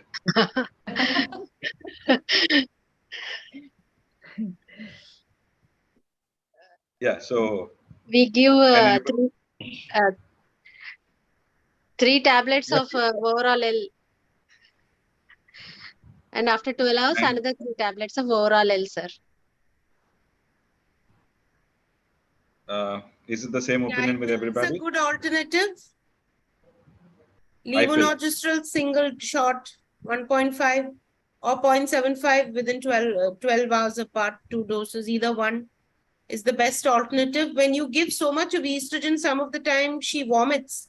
Yeah, that is the ASPI regime which was done. You took a double dose of the standard COC, but with so much of estrogen, very many of them vomit, and it's uncomfortable. When you have the single shot 0.75, I think that would be the best. What about the emergency copper T insertion? That's if she comes within after 72 hours and within 5 days, that's perfect. And it should be a copper containing device, not your LNG IUS. Yes, copper T. That's what I said. Okay. So shall we go for the next slide? Yeah. So what can she use? She's an obese lady, quite obese. So what would you prefer her to use? Copper T, sir. Copper release. Is it the same thing for all the panelists? The opinion is the same? I think we should start getting into the medical eligibility criteria set forth by the WHO, and where obesity is a concern, where estrogen is concerned. And I think we should discuss these kind of things with the patient and tell her, is she in the A, B, C or D category? And even the low dose estrogen containing pill is okay if she doesn't have a previous history of venous thrombosis or no strong family history. That would be a category B.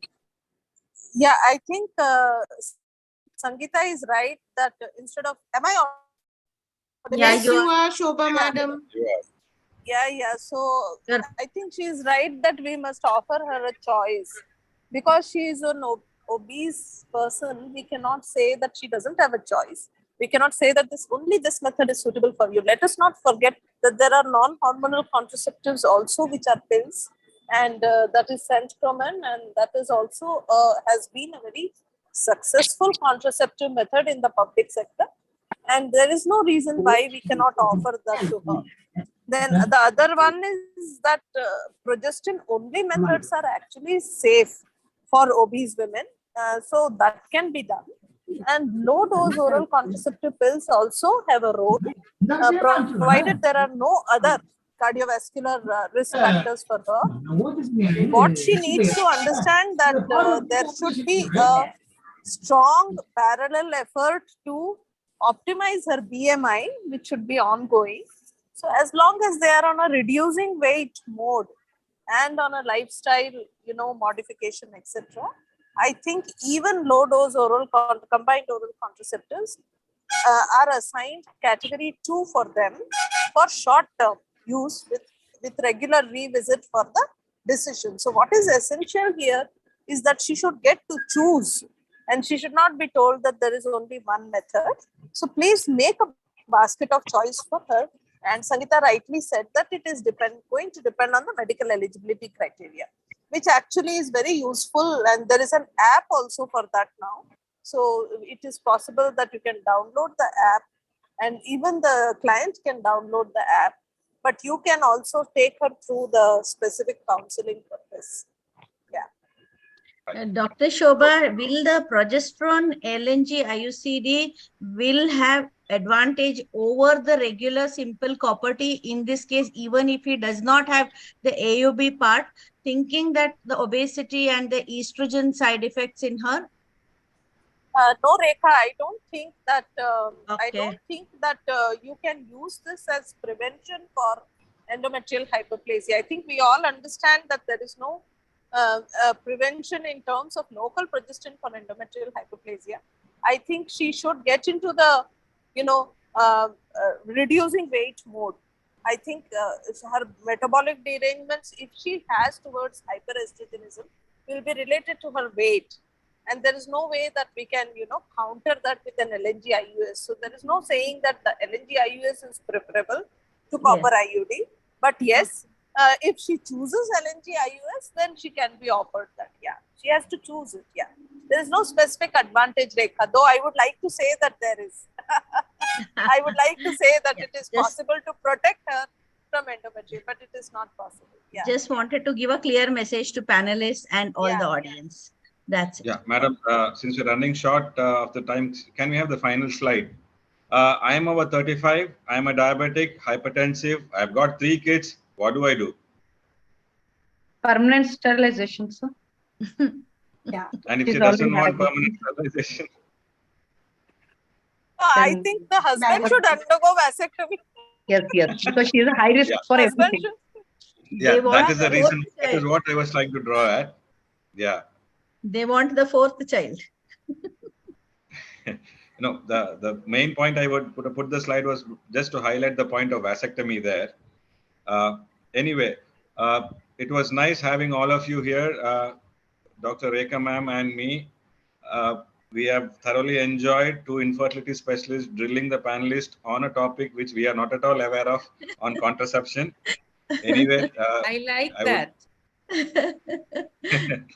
So I would like to thank Priyankur and Dr. Monica, everybody for giving us this chance to enlighten ourselves on the topic of contraception. That's why it was more of theory and less of practicals. And anyway, thank you so much. Rekha, over to you, Rekha ma'am, to give us a final thank you. Yeah, as Dr. Raghavendra Prasad said, I endorse his view. Thanks once again, because through this compulsory situation, we got ourselves to understand more about the contraception, what we probably had forgotten, and the nuances of the contraception we had to read again, and thoroughly enjoyed getting into this. Thank you, one and all. Probably the panelists knew much better than us. We don't know about that, but it was a nice interaction, and thank you all. Thank you, Dr. Shobha, for your great inputs. Thank you, Dr. Priyankur, for the opportunity. Thank you, Dr. Monica. Thank you, Rekha. Thank you, Raghavendra. Thank you, both of you. Thank you, ma'am. Thank you. I stopped sharing here. Thank you, ma'am. It was a very instructive session. We should first have a take home message from this panel. We now move forward to the session which is more interesting. In case of failure of contraception, we need an MPP, and the government of India has come out with the latest amendment. Let us now make ourselves aware of the latest amendments in the Act, NGP Act. Let us introduce our chairpersons for the session today. Dr. Sharmila madam and Dr. Vidya Petunayan. Can we have the slides, please? Dr. Sharmila madam. Yes. Hello, sir. Monica? Yes, sir. I need to leave at 7, Monica, because I thought my talk will get over after the panel. Monica will take Jadid's talk now, and then we'll go on to the next panel. Yeah, that was the flow, no? Yeah. Ma'am, I'm asking Dr. Sharmila madam to introduce her only. Hello? And please mute the people who are disturbing the. Yeah, so much disturbance in listening. Yeah, exactly. Please put Sharmila But please mute everyone first.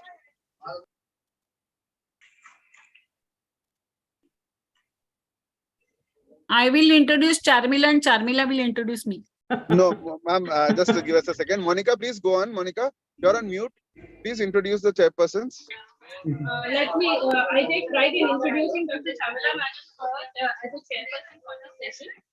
Madam is currently the Vice President-elect for the next she is a governing body member of the ICAG Council. Ma'am has been a very active participant and an advisor in public awareness committees. We welcome you, ma'am. The other chairperson for today's session is Dr. Vidya Thubi Madam. She is currently the President-elect of the Ma'am has many accolades and has been a national and international faculty. We welcome both of you, ma'am, to share this session. Thank you, Monica, so much. May I request Corona Remedies, a tech support, to mute everybody other than the speaker, please. Yes. Thank you so much for that. It's my honor to introduce Dr. Jaideep Tank. He's the President-elect of FOXI 2024. He's been the Secretary General of FOXI in 2018 to 21. He's a project lead of FOXI. I'm sorry to interrupt. Vashish, can we have Jaideep sir CV slide, please? Play it. Thank you. Sharmila ma'am, you can go on, please. Thank you. And please mute that person who's interrupting. Please mute. Otherwise, it is very difficult for us also to listen. And it's one of the best talks. Please. One of the best talks. So he's a project lead for FOXI USAID projects of 2020 to 24. He's a past president of the Mumbai Society. He is the Deputy Secretary General of AOFOG. He's the immediate past chair of FIGO committee. He's been awarded the FRCOG in 2020. He's contributed greatly to the electronic membership management system and e-voting for FOXI, has contributed to several FOXI statements, and is responsible for restructuring of the FOXI cells. The minutes of the FOXI MCM and GBMs have been streamlined by him. He has already drafted a proposal for FIGO for a 10-country project and is the technical lead for the project. He's now working on developing a project for MOGS, which is geared towards assisting underprivileged women in urban slums with their menstrual hygiene needs. A person who's an academician, a social worker, an advocacy person. It's a great honor to listen to Dr. Jaideep Tank on his talk on amendments in the MTP Act. Thank you, Charmila ma'am. Thank you, Vidya ma'am, for chairing the session. And thank you, Jaideep sir, for agreeing to talk on this topic. You always mesmerized with this topic, and there's so much new to learn on this topic every time you talk this topic, but there's every time a new point that comes out, and we really love learning from you, sir. Thank you so much for being here, sir. Thank you. Thank you very much, Priyankur.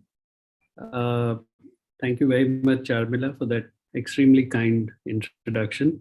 I'm sorry, I will have to sort of cut short the talk a little because I'm in Delhi. I'm scheduled to go for another meeting here with the foundation in around 20 minutes.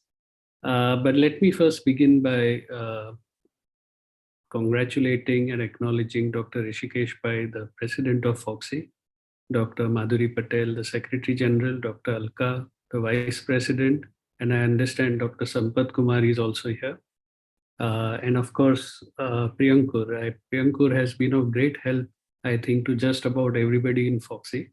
And I call him the national coordinator because whatever seems to be happening in the nation, Priyankur seems to be coordinating it. Well done, Priyankur. We are looking forward to great things from you. I must also acknowledge the past chair of the committee who has done excellent work, Dr. Kalyan Barmade, and the coordinators and conveners of this program, Dr. Monica, Dr. Day, Dr. Bharti Rajshekhar, and Dr. Raghavendra Prasad. And congratulate both Rekha and Dr. Raghavendra for that very engaging panel discussion. I couldn't make out that you all were IVF specialists given the kind of discussion that took place. So congratulations on that. And of course, I'm delighted to be here and wish Rishikesh in person. I didn't meet him today. And of course, the wonderful guests of honor, Jayam ma'am and Dr. Sampath Kumari ma'am. And I'm so happy that Dr. Vidya Thubi, who had done such wonderful work, and I had the privilege of working with her, and Dr. Charmila chairing this session. Priyankur, you, as always, put together a brilliant faculty, and I'm sure that the next panel is going to be as engaging as the previous one. I'm going to speak on MTP Act and the recent amendments to the Act, and I find it useful to speak on this because I think despite the fact that the amendments have now been around for a while, there is still some confusion about it. So what I will try and do is just stick almost entirely to the part about the amendments. But before I begin speaking, I think it's important to establish some kind of a context as to why these amendments are important. And this context has to be in terms of both local, that means in context of the laws which surround abortion in India, as well as global. So let me begin by saying that I think gynecology, obstetrics and gynecology, is probably the most regulated specialty in all of medicine. I practice in Mumbai in a nursing home, and I require something like 27 permissions and licenses every year to practice my profession. I don't think any other specialty in medicine is so regulated. In fact, I met a government official once and I told them that we should take it as a backhanded compliment because obstetricians and gynecologists are the most regulated specialty.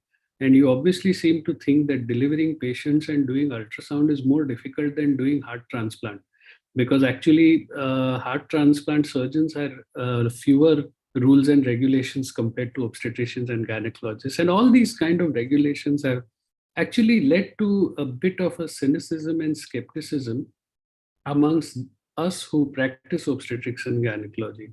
It's like what Hermione says in one of my favorite book series, when Scrimgeour asks her, are you planning to follow a career in magical law? And she says, no, I'm not. I'm actually hoping to do some good in the world, which is very ironic because I think it is crucial that we know and engage with all the policies and regulations which affect us.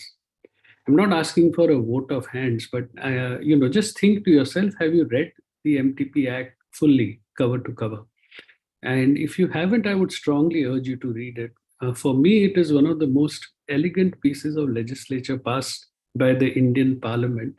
And it is particularly important for us because for us, it's an act which protects and empowers. And I'll tell you why I say that.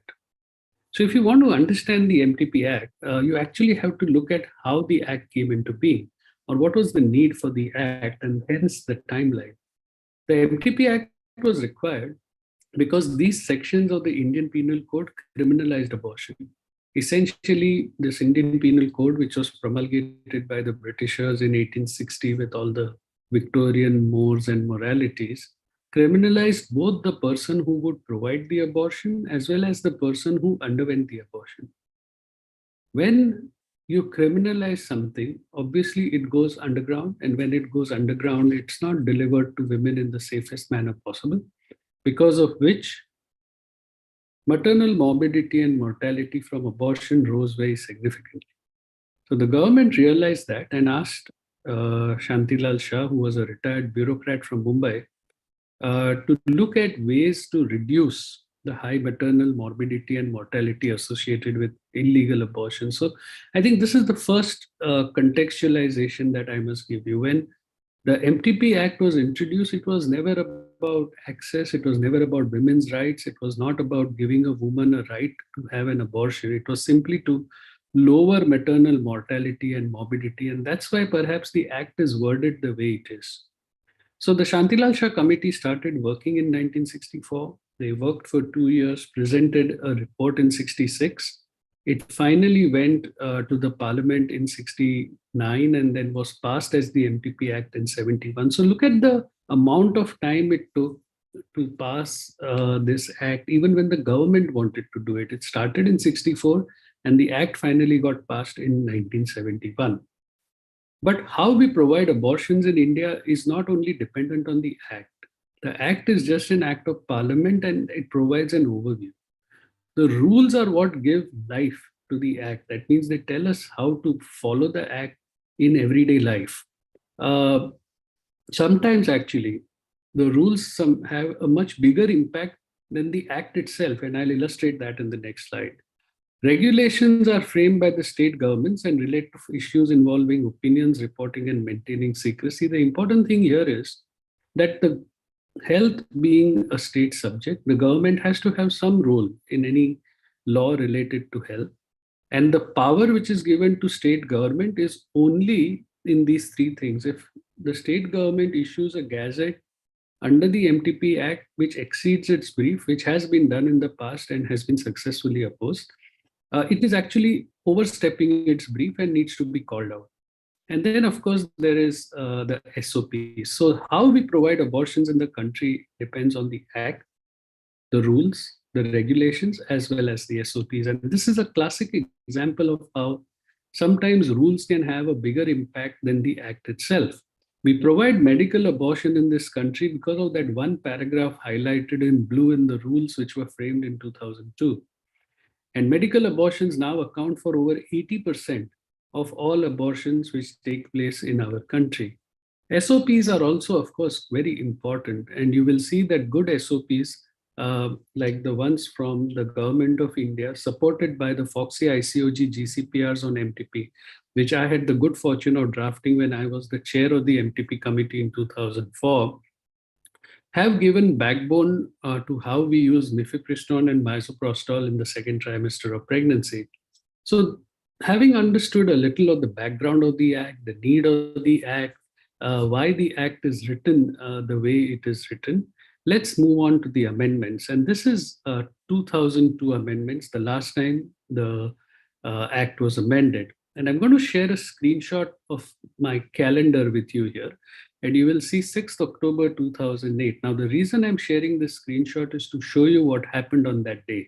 You will see that I attended a meeting at the Ministry of Health and Family Welfare, New Delhi, on 6th October 2008. And the Act has got amended and passed just a year back. And that's how long it has taken for this whole process to happen. Obviously, a lot of stakeholders were involved. A lot of Foxians were involved very, very actively, and a lot of advocacy took place for these amendments to come through. And these are some of the publications which I have made.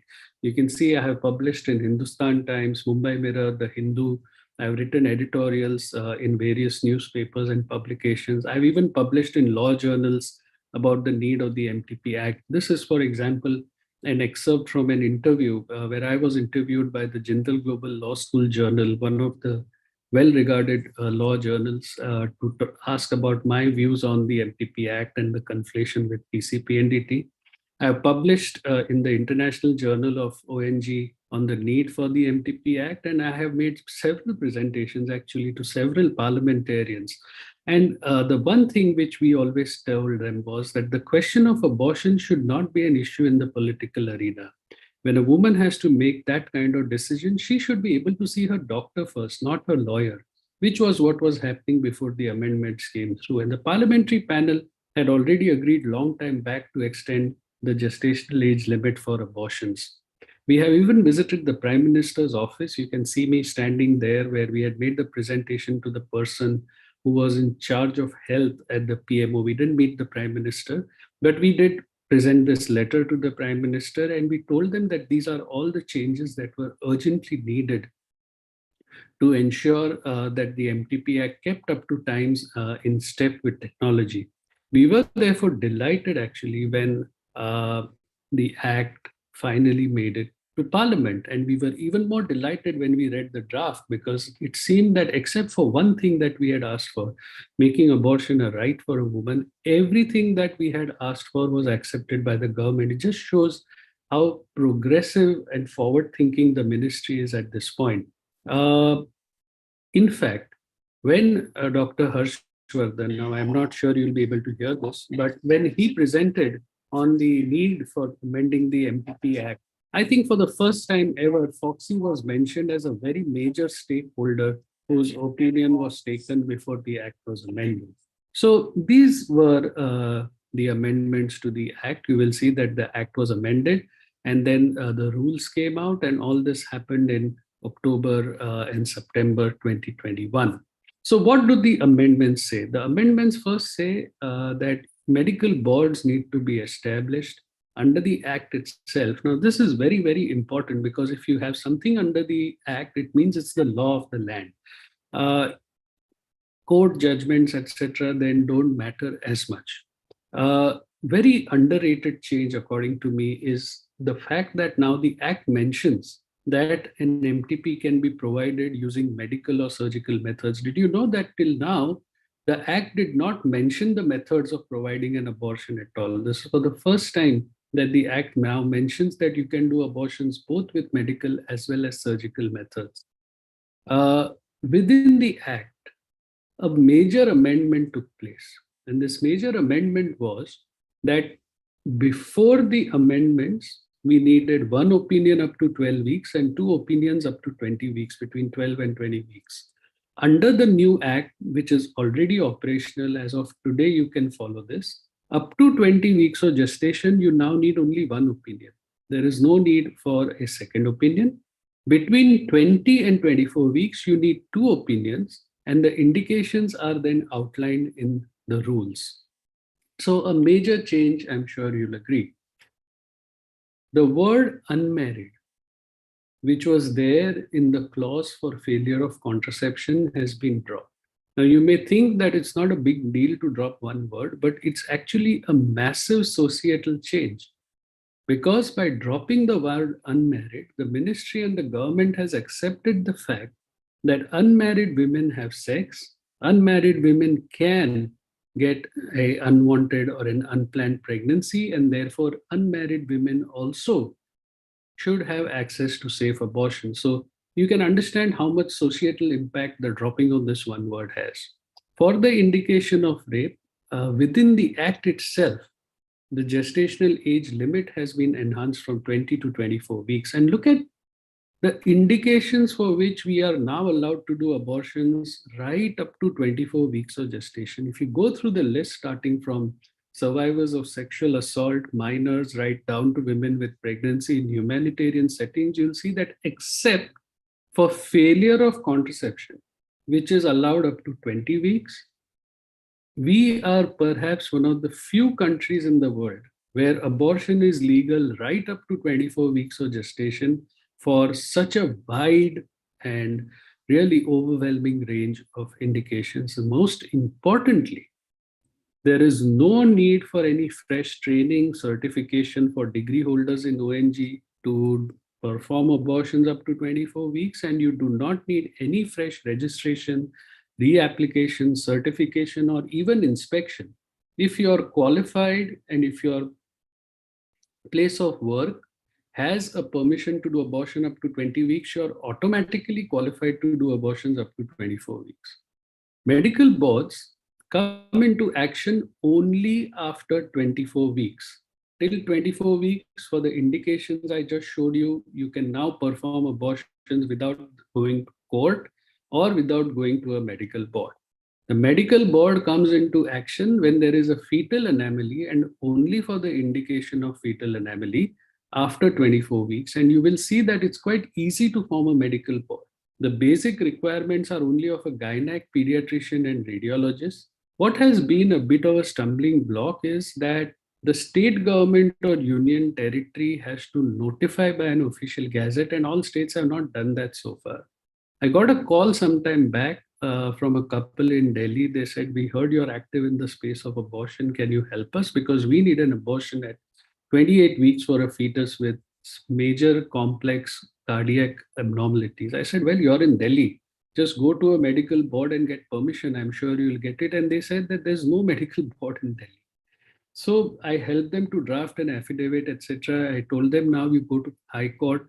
And the ask that we do when we go to High Court now has changed. Previously, we used to ask the High Court for permission to do the abortion. Now you are supposed to ask the High Court to set up a medical board. It is no longer in the purview of the High Court to give permission for an abortion. It's the medical board which has to make this decision. And see what a remarkable change it is. We used to take sometimes weeks and months to get permission. Now it is mandated that when the medical board advises, when your case reaches the medical board, they have to give a decision in 3 days. And if they decide that the abortion is needed within 5 days of receipt or request, the abortion has to be provided. You can see that this is an absolutely massive breakthrough for those women who were having congenital anomalies detected late and then had to go through High Court and Supreme Court and so on and so forth, take weeks and months, advance in gestation, and then finally get permission. Section 5A has caused some consternation because it talks about punishment. But I think we'll have to wait for a set of model regulations before this can be clear. Some training requirements have changed, which is reflected in the way opinions will be drafted. And there are two new forms. There's Form D, which the medical board has to fill when they give an opinion. And you will see this form is drafted very well. It's a very clear form where the medical board has to clearly say, is she allowed or denied an abortion? The medical board cannot now say, oh, I think this can happen and that can happen and this could happen. And if this happens, then that can happen, which used to happen in the past. The medical board now clearly says allowed or denied with no room for equivocation. And then there is Form E, which we have to fill if we perform an abortion between 20 and 24 weeks. We are, of course, waiting for the SOPs. I hope that they will be out soon. This is a letter sent by the government of Maharashtra where they asked me to lead the drafting of the SOPs for late abortions. At that time, it was more than 20 weeks. And you will see I prepared a draft which went through a board. And then, so the government of Maharashtra already has a draft now. And we hope that this will be sent. I believe it has been sent. And I hope the center takes cognizance of this. In fact, after the amendments came out, I was asked to write an editorial on the impact of the amendments in terms of abortion access. And I was very happy when the government of India released my editorial as an official press note to all the high commissions and embassies all over the world. So even now, if you go to some high commission or embassy websites, you'll be able to read that editorial. You know, sometimes we face criticism saying that perhaps we didn't do enough. Well, you know, you would want the moon, but you're not going to get it. But if you look at the global context, and I do understand a little of it because I've just finished my tenure as chair of the FIGO Global Committee for Safe Abortion, I can tell you that as of now, India perhaps has one of the best laws for abortion in the entire world. Consider the fact that in supposedly the most developed country in the world, the United States of America, there are entire states which don't have a single abortion provider. Texas, the largest state in America, does not have even one abortion provider. Can you imagine an entire state? Imagine Tamil Nadu, Andhra Pradesh, Telangana, or Maharashtra being without anybody who does abortions. It boggles the imagination. It results in this funny situation where people from Texas are now going to Mexico to get an abortion. But of course, the road from policy to implementation is never straight. It is always quite tortuous, but we have to navigate it. And we have to navigate it because abortions, when done by qualified people in the proper qualified settings, is actually one of the safest medical procedure available to mankind. And yet women are dying from the need of such a simple procedure. Just think about it. You know, typically when we come out of MBBS and we start our MD, one of the first things that we will do is either an abortion or a gynec DNC. Now we are trusted as a fresh surgical person to do this, not to speak even of doing a medical abortion. We are trusted as complete freshers to do this procedure under supervision. And it's so tragic that women are dying for need of such a simple procedure. We have to end unsafe abortion and we have to end it now. After all, history is her story too. Thank you very much. Thank you, Dr. Jaideep. It was a wonderful talk, and always lucid. And I think it was confusion to clarity. The new law will definitely contribute towards ending preventable maternal mortality and morbidity. And there are certain gray zones still, because when we talk of medical boards in certain states of India, the medical boards and SOPs are not existing.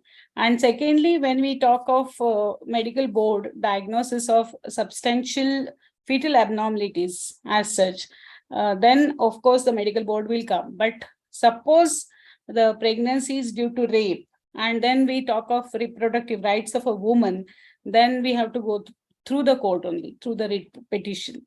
I hope so. These are the gray zones which have to be addressed. I think. Yes. Can I just sort of, just comment on that, Dr. Vidya? Yes. Yeah, okay. So there was a reason why we put a cap at 24 weeks. Yes. There were two reasons for that. One was that after 24 weeks, so there was a sort of a overview or a study done of all the court cases which had come so far to the court. And they found that post 24 weeks, the overwhelmingly large majority, upwards of 90-95% cases were for fetal anatomy. Yes. So the situation that you say about rape will probably not come in so often. And that's why the government said, well, we can't make an exception and we'll cap it at 24 weeks because all the cases of rape, incest, etc. Came to the court before 24 weeks. Okay. So I'm not saying all, but at the very, very large majority, 90-95%. That's why that 24 weeks cap was taken. For these two reasons. One is very few actually make it beyond 24 weeks. So the burden on the court automatically reduces. And the second is, the government didn't want to say that, although technically now we are allowed to do abortion throughout the gestation, the government didn't want to liberalize abortion beyond 24 weeks. But it's still, as I said, Yes. really a blessed thing. Yeah. I think we will have a standardized SOPs for similar to all the states. And I must congratulate you for so much contribution in this on this topic, and really you have come out very wonderfully. So I congratulate you, and of course, Dr. Priyankur, who has brought in such a wonderful discussion on platform. I thank you again. Dr. Jaideep, thank, as well as Dr. Priyankur. Thank you very much. Wow, wonderful talk, Jaideep. Actually, there is some confidentiality issues which gynecologists are also facing. Yes. So we will need more clarity on that. And already you're late for a talk, so we will not disturb you now. He has to go somewhere. Yeah. But really, it requires much more discussion, and I think much queries also. So I think we will have one more sometimes physical meet, and then we will have a discussion on this. Because there are problems with confidentiality. Confidentiality, because and punishment also, if we don't maintain. No, madam, the police is asking for records of the person who's undergone an abortion, and we have to ask the director of health services for a permission before we give. But the police actually harasses, saying that you give the records and all that. So Foxy, I think, needs to. Do you suggest a workaround for that? Yeah. Because nowadays I'm seeing more of these type of they come to our hospitals bring summons and ask us for the records of the patient. And when we say we need to go through the director of health services before we give the records, they become little unhappy. And then when we go to the director of health services, they do not help us. They do not sign that application which we give, whether we can give the record. So I think we need to, some help has to be given for Foxy members, because I'll just tell you, I've just completed a discussion on this because we want to come out with a guidance on this. So working with the Jindal Global Law School and some post Supreme Court lawyers, etc. And it all boils down to what you define confidentiality as. So, for example, if you say that patients sometimes want to make a claim for the money they have spent on abortion, then they need a discharge card. And if you give the discharge card, technically you're breaking confidentiality. Breaking the confidentiality. But who are you handing the discharge card over to? Are you handing it over to the patient, or are you handing it over to the Mediclaim company? So if you're handing it over to the patient, then you're not breaking confidentiality because it's between you and the patient. Now, if the patient goes and gives it to the Mediclaim company, that's not your problem. Yes. Okay, so technically you're not breaking confidentiality. You understand? So there are a lot of nuances. If the police come and ask you, there is a provision in the Act that upon the appropriate authority asking you for your record, you're supposed to give it.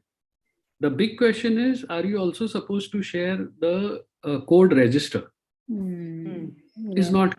So what you have to do is, when somebody comes to you asking for abortion records, tell them, give it to me in writing, I'll share it with you. Because you're supposed to do that under the law. If they give it in writing, you're supposed to give it. There is no ambivalence about it. Yeah. Okay.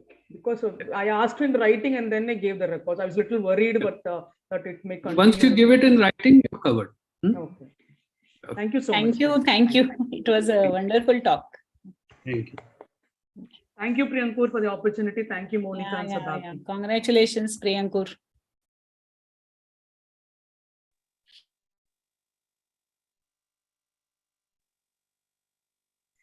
Sadabhi? Priyankur is Sadabhi is not audible. Hello? Monica is there. Yes, ma'am. Thank you, sir, for such a lucid talk. We thank our chairpersons, Dr. Chamila madam and Dr. Vidya ma'am, for being excellent chairpersons and giving us a feedback on sir's talk also. Sir, thank you for enlightening us for newer MTP amendments, which is the need of the hour and every obstetrician should know. We now move forward to another academic event, which is the panel discussion on MTP in high-risk pregnancies. Can we have the slides, please?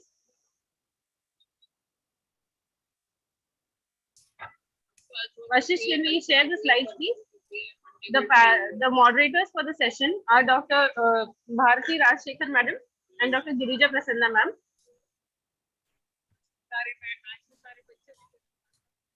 The next slide, please. Just a minute, ma'am.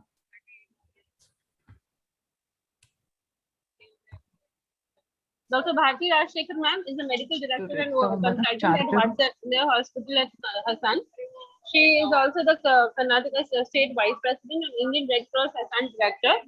She is IMA Karnataka State Vice President, Hassan OBGY Society Past President. She has many national and international papers to her credit. She is the master trainer of the Foxy Dhira program. We welcome you, ma'am. Our next moderator for the session is Our next moderator for the session is Dr. Girija Prasanna ma'am. The next slide, please. Vashish? Yes, ma'am. The next slide, please. Ma'am, just a minute. I think there is network issues there, ma'am. Because it's showing next slide at my end.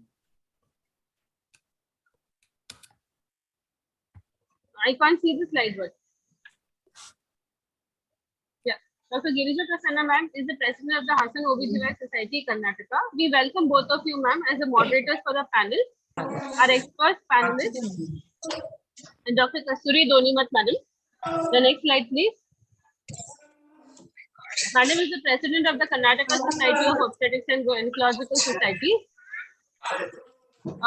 Please unmute. Please mute everybody.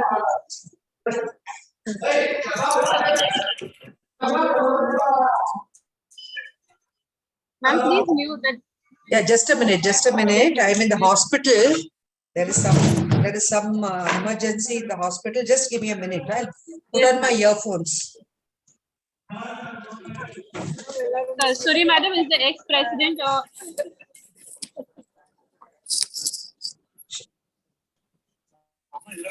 Yes. Madam is also the MCI inspector to colleges all over India. Vashish, can you please unmute everybody? Everything is inside only. Unmute, mute. Please.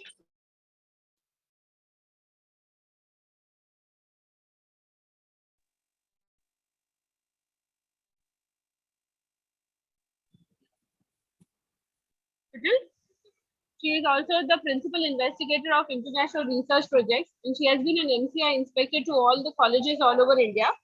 She is a UG and PG examiner at many universities, and she is the trainer of the for Dhira, as well as the chairperson of the graduation committee, Kim Hibbu. We welcome you, ma'am. Our panelists for today are, the next slide, please. Thank you. Yeah.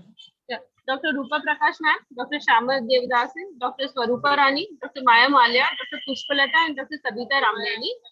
Can we have their introductions, please? Dr. Raj Lakshmi and Dr. Murari Sati. The next slide, please.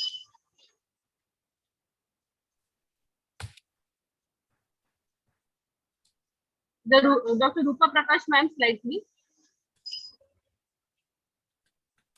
Dr. Shama ma'am holds a fellowship in fetal-maternal medicine. Dr. Rupa Prakash madam is from King's Publish and she's the winner of 3 gold medals. She's also the assistant professor at KMC Manipal and she's a former professor and unit head of the OBGYN Society of the JJS Medical College, Mysore. We welcome you, ma'am. Dr. Shama Dasan ma'am is a fetal-maternal medicine consultant. She has a Foxy Training Institute in Advanced.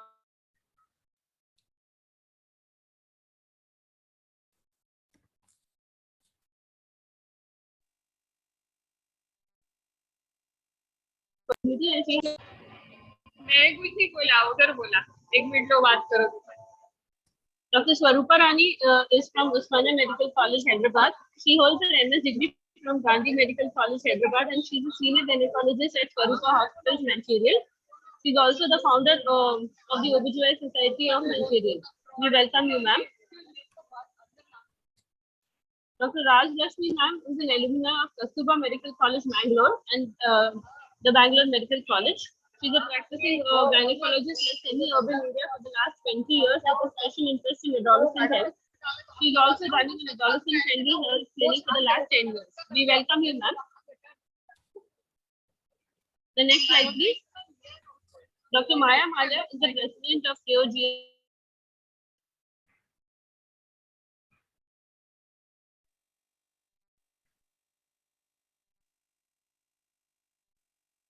She has been an organizing committee member of the AKOG 2011.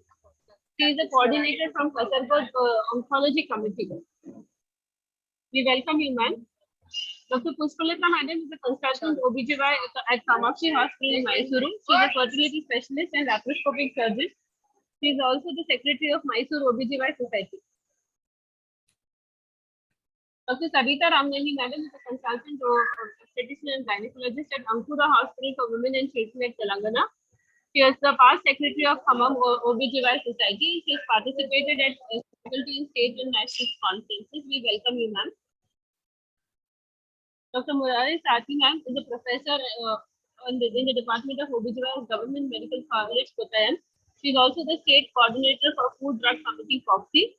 She is a facilitator of National Medical Nodal Center for Faculty Development at Kottayam. And she is the academic committee chairperson at Kottayam SOG at 2018 to 21. We welcome you, ma'am. I now request the moderators to please carry the session forward.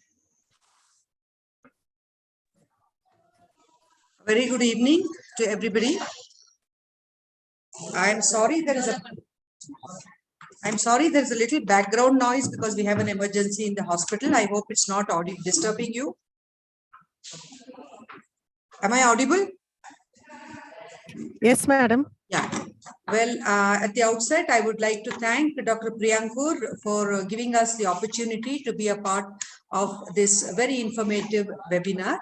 And we have just heard the Doyen Dr. Jaideep Tank speak about the importance of safe abortions and the services we need to provide to our women. And we also had the advanced panel discussion on contraception.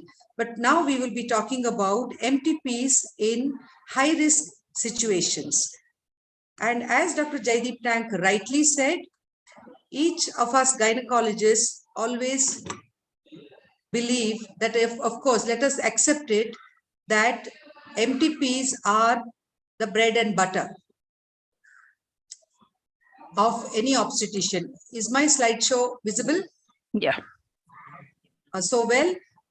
This is the bread and butter, but very often in high-risk situations, we are at the receiving end of brickbats and litigations.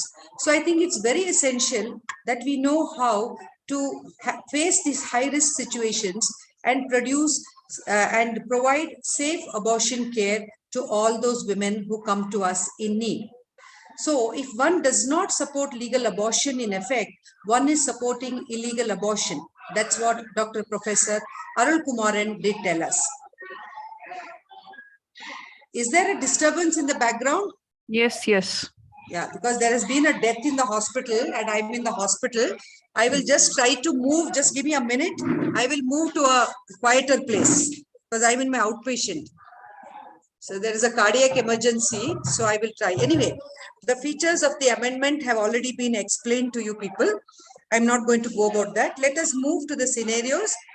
Well, when to be safe in any situation, we have to perform the MTP by proper regulations. We need to be registered. We need to do it in the proper site.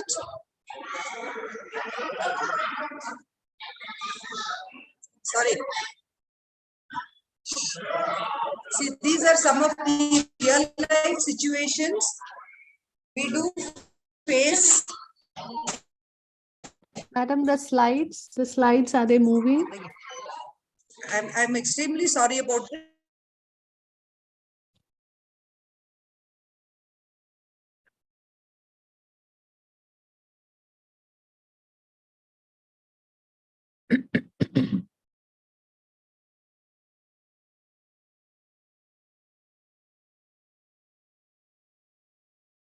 Internet problem with that.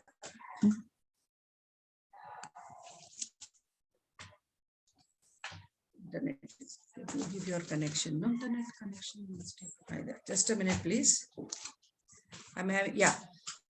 So anyway, as I told you, MTPs are a nightmare in some medical conditions and are being refused in early pregnancy when it is safer than performing in the late or advanced stage. So providing them with safe, supervised abortion services to be considered over just refusing safe abortion services merely because of the high risk factors. We need to understand this. So coming to our panelists, which are these high risk group who come to us for MTP? Dr. Sati Murari, please. Thank you, madam, for asking me this question. All women who are having risk factors for a pregnancy and for the delivery are high risk for MTP also. For example, like a woman with heart disease, NYHA 3-4, if she is a high risk for continuing pregnancy and also delivery, but also a high risk factor for MTP. And there are other risk factors like more medical conditions, uncontrolled hypertension, uncontrolled diabetes, malignancies. Then women of extremes of age, they are high risk. Then a woman with seizure disorders. So these are a few conditions, few risk factors that put a woman into a high risk category. But as madam rightly said, that is all these high risk factors poses risk to the woman as such during MTP, but the risk is more if she continues the pregnancy and the delivery. And no woman should be denied MTP because of this, because saying this. Because it is further risk.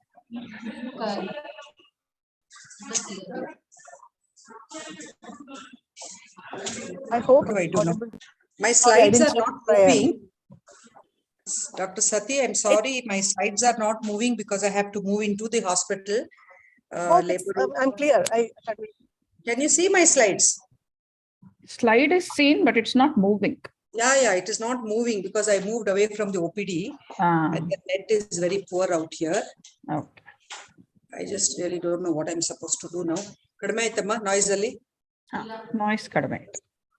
I am inside the hospital in the labor rooms. That's why my mobile network is not very strong. It happens sometimes. So I'm not able to share the screens. Okay. Because in the outpatient, there's a lot of noise, background noise. Can someone else share it for you? I'll have to. Can I try it on my phone? I don't think we can share on the phone, right? We can, madam. Maybe we can. You have the edited version. One of you, Dr. Rupa. No, I don't have really. I sent it to you by mail today. Okay, let me just check. I sent it by mail to all of you. If Shama, do you have? Shama, you have? Yeah, I'll just. Yeah, Shama also has. Sati has it. I sent it to all the panelists.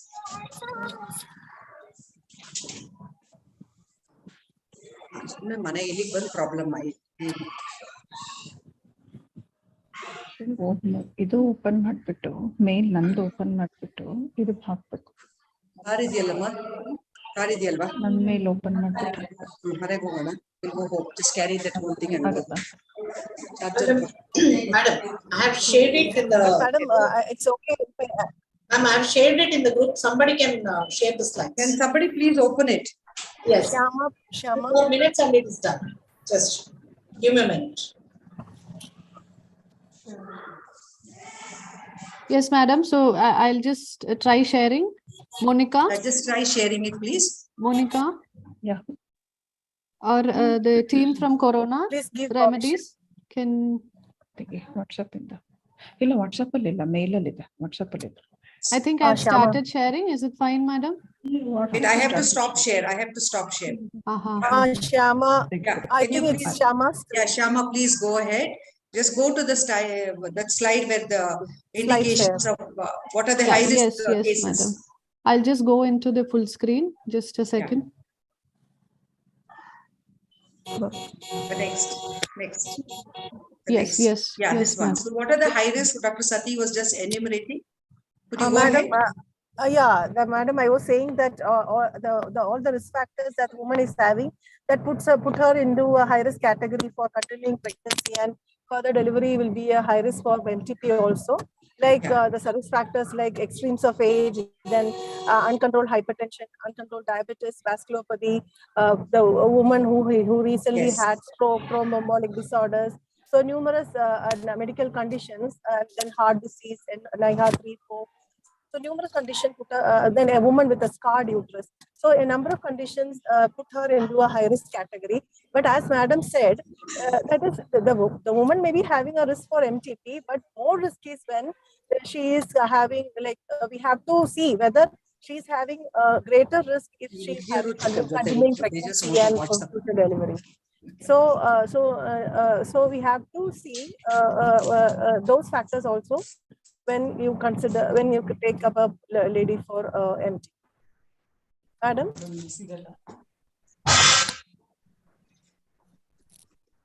Yeah. Just a minute, please. Just put on the light now. It is this we have to go. Yeah. So next, we're going to the next. This is the distribution of the high-risk pregnancies. And studies here show that though we do MTPs in high-risk cases, the complications are quite minimal if we take the proper precautions. Next slide, please. Next slide. So now we have case number 1. She's a 23-year-old lady. She's a gravida 2 para 1 with history of amenorrhea 3 months, 3/12. She has had a vaginal delivery about 2 years ago. She was using condoms, but then now she has presented with abdominal pain for the past 3 days. And on examination, she's anemic. Uterus is 16 week size, irregular and tender. PV os is closed. On the ultrasound, there are multiple fibroids in intramural one, which is measuring about 7 centimeters, and another intramural fibroid in the lower pole of the uterus around 4 centimeters, just abutting onto the endometrial cavity. And there is a single intrauterine pregnancy of 12 weeks. She has been managed with analgesics, IV fluids, and tender loving care. The pain was persistent, but we put her on analgesics and the regular antenatal drugs, and she was counseled about the fibroids and its complications and was sent home. She came back after about 48 hours with severe pain again, and the couple were wanted an MTP. So the MTP indications were 2, that is causing significant pain, mental and physical pain to the woman, and 5 is a contraception failure. So this was the case history. So next slide, please. So Dr. Shama, how would you take consent in this particular case? In this case, madam, this is a case in which we have seen clearly that the patient has got multiple large fibroids in the uterus, and along with a 12 weeks pregnancy, and they have opted for an MTP due to the various causes that you have enumerated. So here, as in any patient who comes to us for an MTP, we should definitely discuss the surgical and the medical management or the methods of abortion. Definitely in this case, we should also offer the concurrent contraception that we can discuss with her. And if she refuses, even if she refuses the contraception, that is what we should be reassuring her, that even if she refuses, she has the right to MTP. That will be respected. So when we go into the standard documentation. Yes, you can change the slide, Shama. Yes, madam. Okay, when we go into, yes, it is seen here, Follow the protocol. the proper protocols, the standard documentations, whatever it is, even though the amendments are there, the consent form, it's the same that we used to always fill up the forms, that is the form C. This is the same, that is the patient consent form. And after that, now, according to the amendment, that the opinion form, it is a slight difference is there, definitely, due to the MTPs up to 20 weeks, that is only one registered medical practitioner is required for the giving the opinion. So in this case, we have seen that it's a 12 weeks pregnancy. So only the form 1 is needed. Then the others that madam has just shown in the slides, that is this form E. It is when the MTPs are done between 20 to 24 weeks, and the form D is beyond that. But beyond that, we need the medical board members that we need a consensus on that. So these are the standard documentation forms, and here we can we've shown, madam has shown the forms that we usually fill up. This is the form D, that is the report that we'll be sending later on, that is beyond the 24 weeks. Yes. So yes, here, madam, this is the easy flow chart that you can always, any patient who comes. So this is the form we send to the medical board. So it is mandatory that you follow the protocol of proper registration. The form C, the form 1 have to be put in an envelope, marked secret, and only the code number, that serial number that she has been given in the admission register, that is form 3, should be on this envelope, should be in the custody of the head of the institution, and to be opened only in very few situations, like when the lady asks for a medical certificate herself, or there is a direction from the court for any other reason. It's only then that the medical officer could open that. So this is what we want to put across. Next slide. So this is mandatory. Next slide. Next, yes. So Dr. Rupa, how would you counsel this patient before you do an MTP? Yeah, as in any case, counseling is very, very important, because we need to be safe and patient also needs to be safe. So pre-procedure counseling includes ensuring privacy, and then we need to be non-judgmental. We need to establish a good rapport, make the woman feel very comfortable, though it is not right. Make her feel comfortable, use simple language. So explain in her own language, and ask her, allow her to clarify any doubts if she has. And very important is that you have to take an informed consent in prescribed format, explain the procedure, and very, very important is that prior to MTP, you should advise them contraceptive advice. Now, in this case, since it is 3 months already, that is 12 weeks, there is no role for medical method. It is always a surgical method. And then first trimester considered still as first trimester. And we need to really counsel her about the problems that may happen with surgical procedures because of the presence of fibroids. So you tell her about the available options, especially the surgical method here. And then medical, of course, is ruled out here. And consider also about management of fibroid along with the surgical procedure that could be done. Here, the fibroid is too low in the lower uterine segment. So we really don't know if we will be able to do a vaginal procedure for her. Probably it should be done under ultrasound guidance for completing the procedure. So everything should be told in detail about the complications, about the hemorrhage, need for blood transfusion, and about the, either laparoscopy or laparotomy in case we land up with a complication. So this is not a very simple, straightforward case.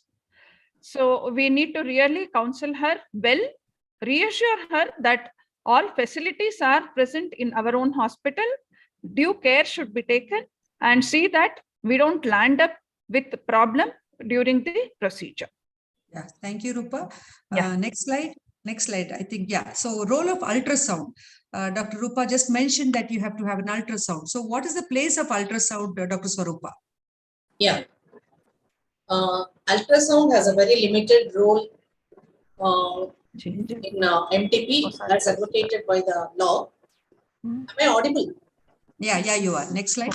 It is not mandatory or binding upon the clinician to advise or perform the ultrasound before undertaking MTP.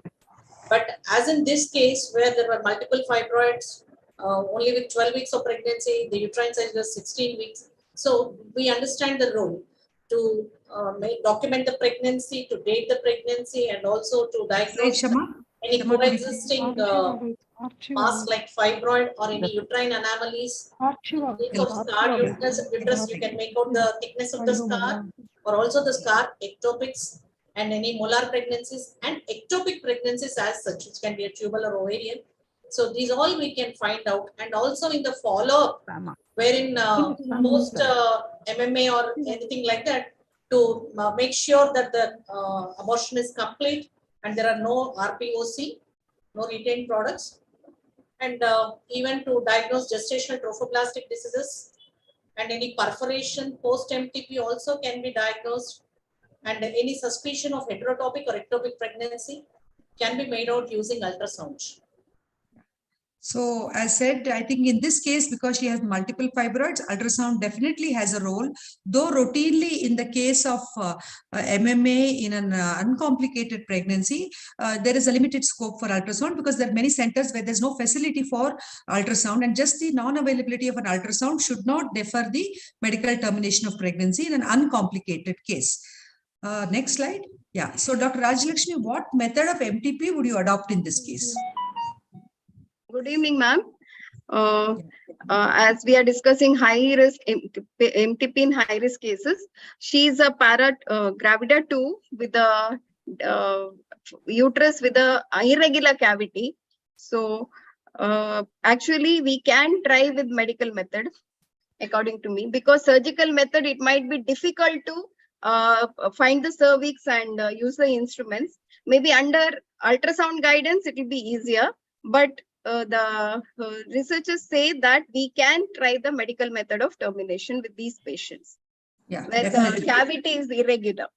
Yes, because the cavity and technical difficulties, I think we try medical method of abortion for this lady, explaining to her the problems, and of course keep her under supervision. Yeah, because she's anemic, so we have to be little careful.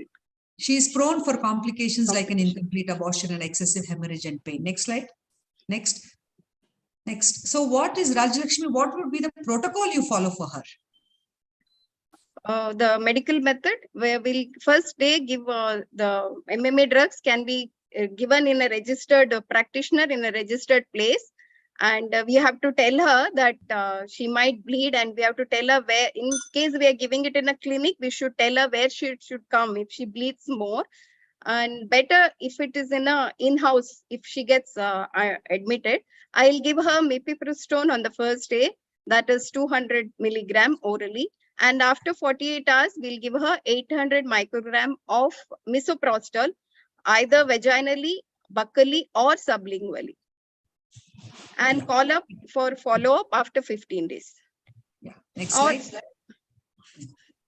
Yeah. No, when you're giving her, unless she's in-house, I think the follow-up, she will come on day 2. On day 1, you have administered the drug. She needs to come on day 3. Next slide, please. She needs to come on day 3 for the misoprostol. And then next slide. Come on the 15th day for the follow-up protocol. I will ask Dr. Maya to, I don't know if Dr. Maya is here because she said that she will be on the train. Dr. Maya, are you here? Yes, madam. Can you hear me? Yes, Maya, we can definitely hear you. So you could go ahead with the follow-up protocol for these women. Usually, during first day, Maya, please put off your video and speak. Put off your video, you will be convenient. The network will be better.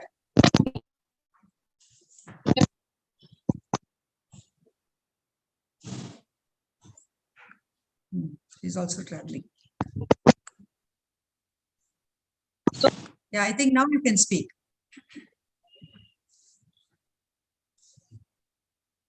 Dr. Maya, are you there?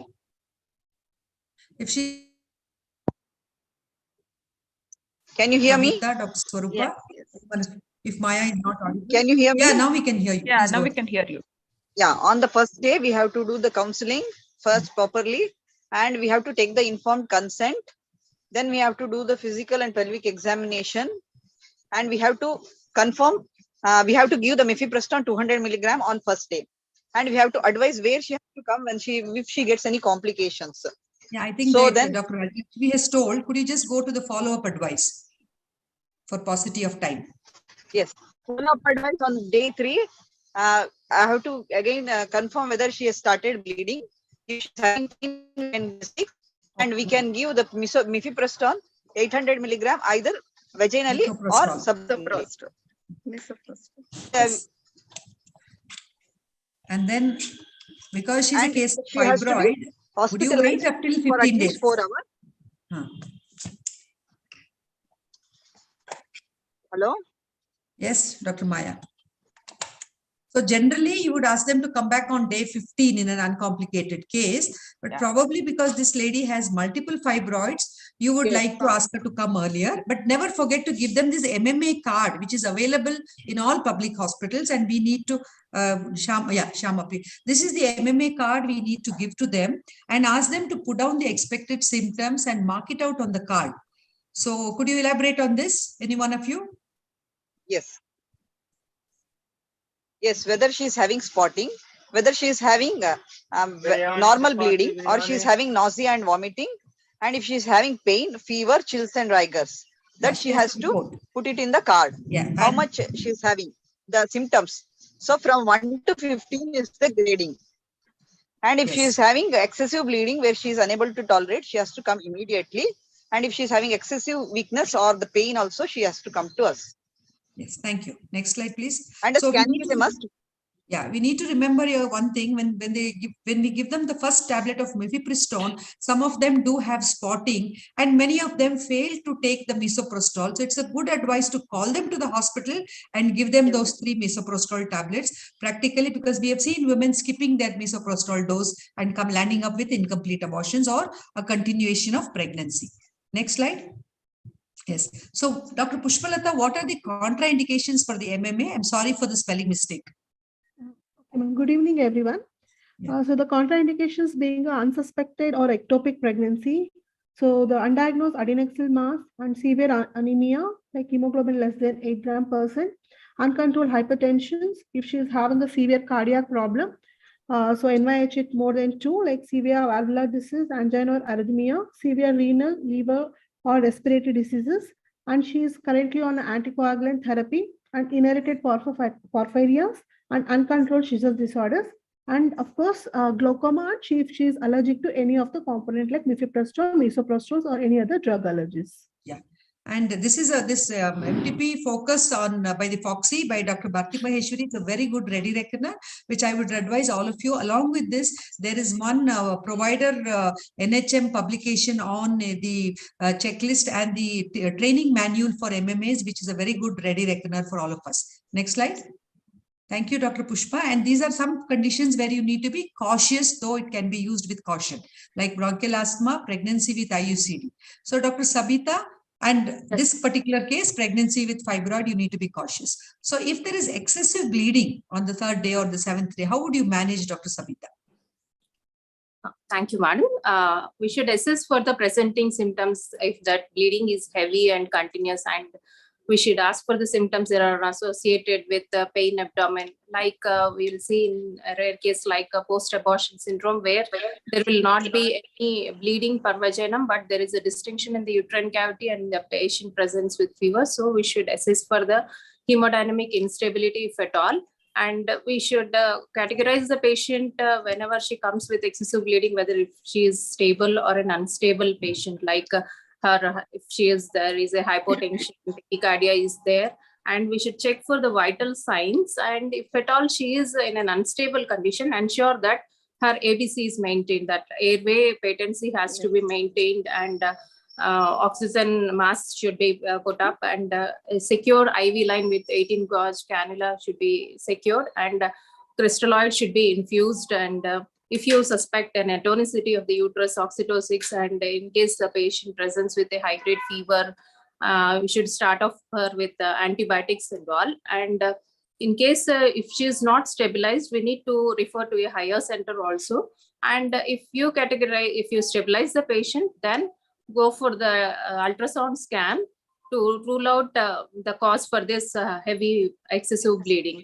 And if you find before going for the ultrasound, even if you can do a parvaginal examination, if you can see, if you can feel the products of conception, you can as well do a digital evacuation also. And if you don't find any vaginal products of conception, you can go for an ultrasound to look for retained products of conception. And if you find retained products of conception and there is no sac, like only placental beds are there, you can advise a repeat dose of misoprostol, and you can ask for the follow-up after 7 days. And if you find a gestational sac, you can as well go for a suction evacuation one. And follow up after if it's a viable pregnancy. If it's a viable pregnancy, you do not repeat the dose. You need to refer them to a higher center. Or if you are itself in a secondary or a tertiary care center, you can go for alternate methods of MTP, like surgical evacuation. Right. So, Dr. Sati, what are the other MTP options we have other than MMA in this case? Madam, in this case, that is this case of fibroid uterus, it's a very tricky situation. This medical abortion, if she is having any retained products of conception, it's showing, then we have to do an ultrasound, and under ultrasound guidance, we have to do a suction evacuation. Because she is having multiple fibroids, they will be unable, I mean, it's very difficult to find out, negotiate the cervix, then negotiate the cavity and all. But in general, when we are speaking about the surgical methods, like actually previously we had menstrual regulation, that is within 42 days. But all this that has been taken up, that place has been taken up by medical MMA, because and with the MMA there is like wide acceptance by both clients and also us doctors, because it's easy to administer, then very successful if correctly used, and less side effects. Less side effects. So these are the other options. So the surgical methods. But we cannot go away with everything by medical methods. So we have to have surgical methods. For first trimester, we can have the suction evacuation. Suction evacuation can be either by manual aspirator, or by electrical suction we can use. Then manual vacuum aspirator is said to be very good. WHO and Foxy has advocated and can be used in low resource settings. Then for second trimester abortion, then we can have a dilatation and evacuation using both suction and using one forceps alternatively. Then it's mainly medical for second trimester, but surgical can be used. Then the final resort is hysterotomy, and hysterotomy is not done. You should only when everything fails. So it's more of a vacuum aspiration or a dilatation and evacuation. So next slide, please. Yes. Next slide. Yeah. So what are the difficulties? Any of the panelists can take this question. What are the difficulties you encounter in such cases?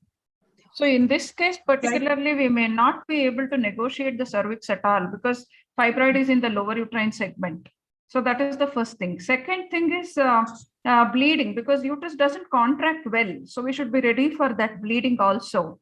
And third, in case we're not able to manage it medically or surgically, and then we open up the abdomen, we may not be really able to do it with the incision on the lower uterine segment, because fibroid is there in the lower uterine segment. So we should counsel the patient that we may have to do a myomectomy also along with it, because it is not wrong to do. We do myomectomy along with cesarean section. So we probably may have to take consent for myomectomy also. So, as rightly said by Dr. Rupa, excessive bleeding, pain, incomplete abortion, and perforation and technical difficulties are there. Yeah. So, let me say what I did in this particular case. Well, she came with persistent pain, and because she was already in pain, I primed the uterus, I primed the cervix, and then later on I did a suction evacuation under ultrasound guidance and general anesthesia. We did have difficulty in manipulating the cannula through. So then we did the evacuation and we sent her home. She came back after 10 days with excessive bleeding, PV, and pain again.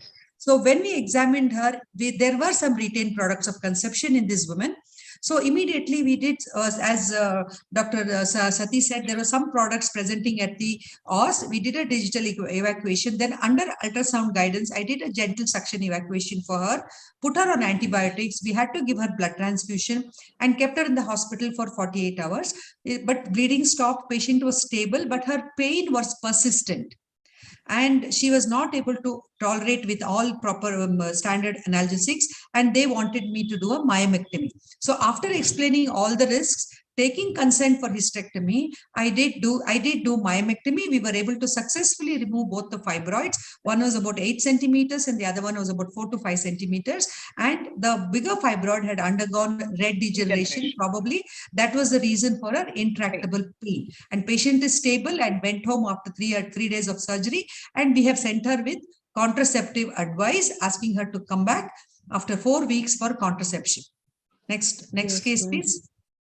So this was just about 2 weeks back. So now I have my co-moderator, Dr. Girija Prasanna, who will be presenting the next case. Good evening, everyone. Hope I am audible. I thank the organizers for the opportunity, also Bharti Madam. So you all know that there is a rise on cesarean section, and it's been a very hard topic of discussion. So we do come across cases of scarred uterus for medical termination of pregnancy. So this case is about MTP in scarred uterus. Here is a woman of 28-year-old with amenorrhea of 13 weeks, and she's gravida 3 with previous 2 LSES. And that too, last LSES was just 10 months back. And she got intracesarean IUCD inserted, but then she got it removed because of abnormal uterine bleeding.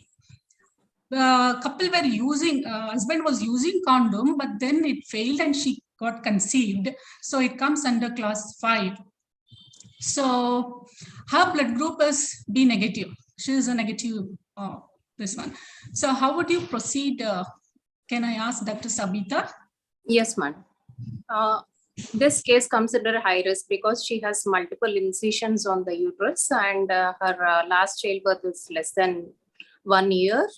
And there are chances of scar dehiscence and scar rupture. So I would like to take a detailed history regarding the previous intraoperative and post-operative history of the previous surgeries, like if there is any history of upper segment incision, the duration of the previous surgeries, and there is any history of infections in the post-operative period, which will weaken the scar. And I would like to do a scan to look for any scar ectopic in this case, and to look for any abnormal placentation.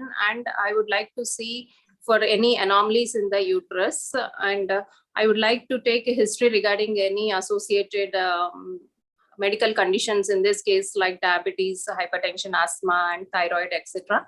And I would like to go ahead with the ultrasound guided procedure in this case, as chances of scar dehiscence or more. And if at all, if ultrasound guided procedure is not available in that, even I can advise them to go for post procedure ultrasound to look for any RPOC in this case, ma'am. Yeah, thank you, like Dr. concept Sabita. regarding the post-abortion contraception also in this case. Yeah, as rightly pointed out, Dr. Sabita, in this case, ultrasound is a must. Though MTP rule says MTP, so ultrasound is not required for MTP, I mean unscarred uterus, but then for scarred uterus cases, we have to get ultrasound done. Main thing is to rule out dreaded situations like scar ectopic and the placental accreta syndrome. That's very important. And then what are the other high-risk factors would be considered? These are the things which we need to keep in mind, because all those histories, whatever you said, duration of surgery, all that is important to ensure that the scar, how sound it is. That's very important. And what are the other high-risk factors? Yeah, that is yeah. Next slide. So in this woman, since it's a scarred uterus, which method would you suggest, Dr. Rajlakshmi, for MTP? Dr. Rajlakshmi, are you there? Dr. Rupa is Once there. I rule out gestation scar ectopic, even though it's a scar uterus, there is no contraindication for medical method. So I would go ahead with the medical method. Only thing is when I'm prescribing misoprostol, I'll be a little careful. The interval between the dosage will be more. Yeah, interval between the dosage will be more and the quantity of the drug will be less. So instead of giving 400 to 800 microgram, we'll give 200 to 400 microgram. And instead of giving every 3 hours, we can give it every 6 hours. So, next slide, Shama. We have it there. Yeah. Next. So there is no clear, though there is no clear recommendation, but the evidence says the usage of misoprostol is not contraindicated in a scarred uterus. That's very important. Yes. So start with the lower dose and then increase the dose interval. That is the message to be given here. And before increasing the next dose, one has to assess, individualize the case. Depending on the response, one need to decide regarding the next dose of the misoprostol. Yes. Thank you, Dr. Rajlakshmi. Yeah, thank you. What about a place of surgical method in a scarred uterus, Dr. Sabita? Yes, ma'am. We can go for the manual vacuum aspiration or an electric vacuum aspiration. And So there is precautions would you take because it's a scarred uterus? Yes. Even we can go for dilatation and evacuation, and we should counsel the patient regarding the need of hysterotomy in case any scar dehiscence is there, or last resort. Yes. Last resort. We should counsel the patient, and if there is any scar dehiscence, or if the patient is hemodynamically stable and you suspect dehiscence, we should go for laparotomy and hysterotomy as a last resort. I think so. Here, it's very important to have a cervical preparedness, that is pre-procedure cervical preparation, because it's a scarred uterus. It's all the more important. So can I know from Rupa Prakash ma'am about this? Actually, any surgical method, it is always safer to prepare cervix. And it is all the more important when the uterus is scarred, whether it is cesarean section or myomectomy or previous. So the best method nowadays is misoprostol has come as a boon for us. Earlier we had laminaria tents, but somehow they're not freely available now. But misoprostol has come as a boon. Insertion of 2 tablets of 200 micrograms vaginally 2 to 4 hours prior to the procedure gives us excellent dilatation and makes the procedure less painful and less complications. But I would suggest that it is always best to do it under ultrasound guidance, so you know that you are not perforating the uterus. Even other Dilapan is available, which is a synthetic osmotic dilator. So though it is not freely available, used in a scarred uterus. And it is expensive. And expensive, but then misoprostol would be ideal. As Madam said, it's a boon for us. So it makes our life very easy. Evacuation will be very easy. So abortion process, uterus also starts contracting and it helps in cervical dilatation. Abortion process is initiated. It shortens the duration of the procedure as well as good outcome, and pain also will be less. Thank you, ma'am. Dr. Rupa, if you remember, I would just like to add a comment here. As postgraduates, we did not have the benefit of having these drugs. We had intraamniotic saline instead, ethacridil instead, and in spite of all these things, the woman would never dilate. And that was the scenario when we had to, unfortunately, do a hysterotomy. Now I think it's a forgotten art, and I think we should not be, never do an hysterotomy. I also remember use of bougie you know, red rubber catheters, one after the other, 3-4 bougies we used to put in the extra amniotic space. Sepsis and no response, and then we had to land up. But I think nowadays hysterotomy should not be there at all in the protocol. Yes. And this woman is, since she is Rh negative, what about anti-D prophylaxis for these women who were undergoing MTP procedure? Dr. Sati. Dr. Sati, are you there? I think she's also traveling. Swarupa can take the question. Yes, madam. She's there? Yes, yes, Sati, madam. please. Yes. So she is Rh negative. Actually, depending upon her husband, her husband may be, Rh positive, isn't it? Shema, please move the slide. Thank you. Yes, Sati, please go on.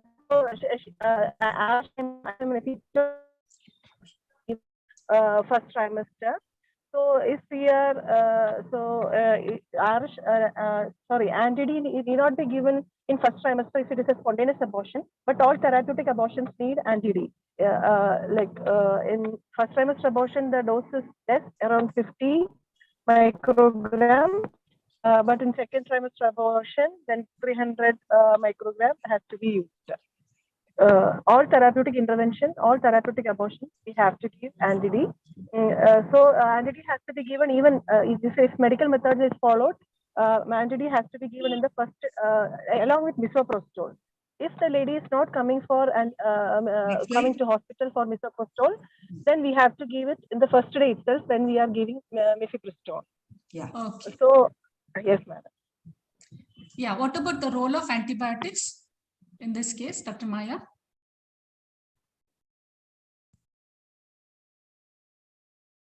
Dr. Maya, are you there? No, she's not. Anyone in the panel can take up the question. Answer, please. Yes, madam. When you talk about antibiotics, if it is following the medical abortion, that is the method, the risk is very low for infection. So that way, usually prophylactic antibiotics, we do not give the patients. But definitely in cases of surgical abortion, as herein, then definitely we should be starting routine antibiotics should be used, because almost by half the infection reduces. So there should not be delay also. And usually what we provide here, as in here it is doxycycline within 2 hours before the procedure, and then we give it off on an OPD basis. They have to take it for the continuous 7 days. So that is what usually even in our setup, we do use doxycycline 200 milligram. Yeah, I think that message is there. But medical abortions, there's no necessity, especially to continue to give them antibiotics. Yes, madam. Yes. What about the post-abortion care, Dr. Pushpalata? Yes, ma'am. The post-abortion care is very important in the scarred uterus. Initially, if she is admitted, we need to observe her for 48 hours for any excessive bleeding if she has undergone a surgical evacuation or any fever, like excessive pain. So, while advising, you should treat with the antibiotics and analgesics. And if she's in the second trimester, you can advise her breast binding and a lactation suppression too. And while discharging, we can advise her counsel her regarding her contraceptions. Usually, we advise her to return after 15 days. But if she has to return early, if she has a severe pain, if she has a foul-smelling discharge, vomiting, upper abdominal pain, and severe fatigue, you need to return back early. Yes. Thank you. Next slide. I think our panelists have managed this patient very well. And now we come to another very unique case, which was a case in our hospital a month ago. She's a 23-year-old girl, married for 1 year, a primigravida with a history of amenorrhea of 5/12. She was using contraception. She was using condoms. And once we examined her and we were counseling her and we examined, she's having a uterus of 16-week size. Ultrasound was done elsewhere and she came with a 16-week size uterus. And she said that she is suffering from sickle cell disease and it was diagnosed in adolescence. She had the sickle cell card with her and she had her last transfusion about 10 years back. And later on, she has had an uneventful course. And MTP was done because of the contraceptive failure under the clause 5. Next slide. So as you all know, sickle cell disease is a very common scenario. When I was speaking today morning to Dr. Sati, I said in our part of our Hassan, where I come from, sickle cell disease is a rarity, but many cities, many areas in India, especially the tribal belt, Maharashtra, Bihar, UP, this girl happened to be from UP. This sickle cell disease is an increasing global health problem and one of the most common genetic disorders. And what does it cause? It causes vaso-occlusive symptoms because of the deoxygenated hemoglobin S undergoing polymerization and associated with significant maternal mortality and morbidity. And because of the loss of oxygen, we have all this pain crisis of hypoxia, stasis, and pain. So these are the common scenarios of sickle cell disease. Next. So in this particular case, she came to, and of course she had already a diagnosed card. So when we are taking the history, if they give us history of repeated attacks of pain or ulcers on the leg or swelling of the leg, or she's having chronic anemia, we have to think of sickle cell disease, especially when demographically we take the history of from which region she comes from. This girl happened to come from Bihar. She was a migrant, immigrant working in one of the companies here in Hassan. Next slide. Next slide. So that is how. So what are the complications? All of you know there's increased maternal mortality and morbidity, fetal mortality and morbidity because of the vaso-occlusive symptoms. I'm not going to go into elaboration. Let's now just deal with the situation. The couple have come for a medical termination of pregnancy. Which method would you offer, Dr. Swarupa? Dr. Swarupa, are you there? I'm there. Yeah, being a primary and now 20 weeks, I think 16 weeks. Ideally, 16 weeks. 16 weeks. Ideally, it should be managed by medical method alone. We should counsel her regarding all the complications, and medically we can use misoprostol and terminate. Yeah, the same protocol. Mifepristone day 1, day 3 misoprostol. Well, Dr. Rupa, keeping in mind for sickle cell disease, what are the special precautions you would take? So special precaution, the problem with these people is the vaso-occlusive problem. So if patient is on low molecular weight heparin or ecosprin to prevent this, she should be advised to stop that first. And then dehydration and hypothermia are to be avoided. So adequate hydration, avoiding hypothermia is encouraged. And hypoxia is really a problem for them. So during the procedure, SpO2 has to be monitored, and in case there is less saturation, oxygen needs to be supplied. They're more prone for infection, so antibiotic is a must. Analgesia is also should be given adequately. And because they're more prone for these vaso-occlusive problems and thromboembolism, early ambulation and prevention of these problems by hydration and good pain relief is a must.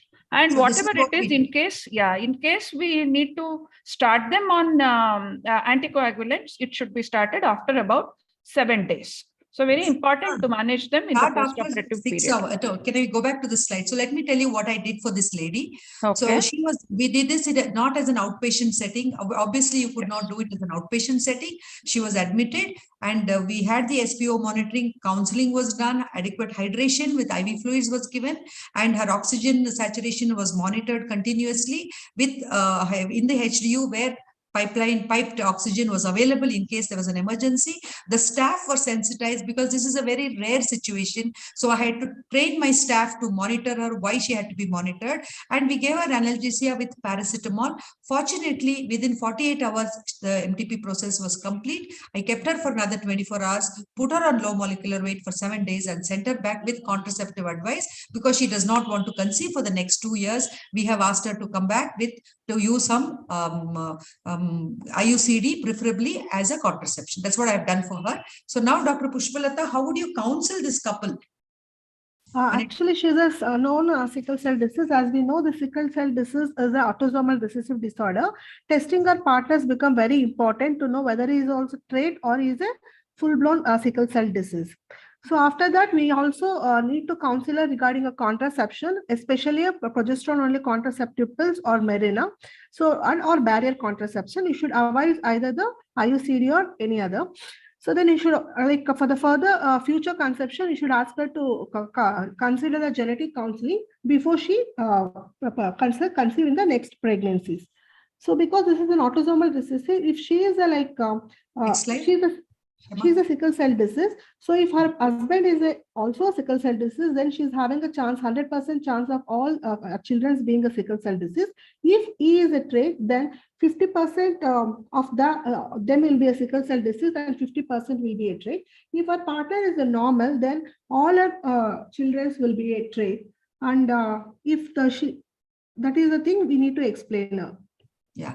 And I think once she conceives, she will need a genetic analysis either by NIPT or a chorion villus sampling to find out whether the baby is affected, and explain to the couple about the eventualities of the disease or the trait.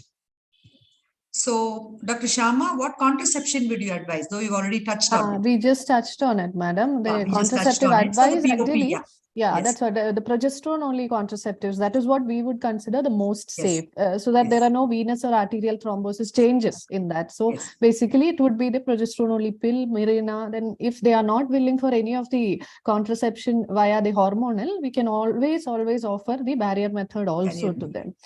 Though WHO does recommend, madam, that even low dose OC pills, combined pills can be given, but in our part of the country, what we usually prefer is this. Yes, so they don't come back for follow-up, and they are not estrogen for a long time. So it's safer. I would say the Mirena would be the safest option.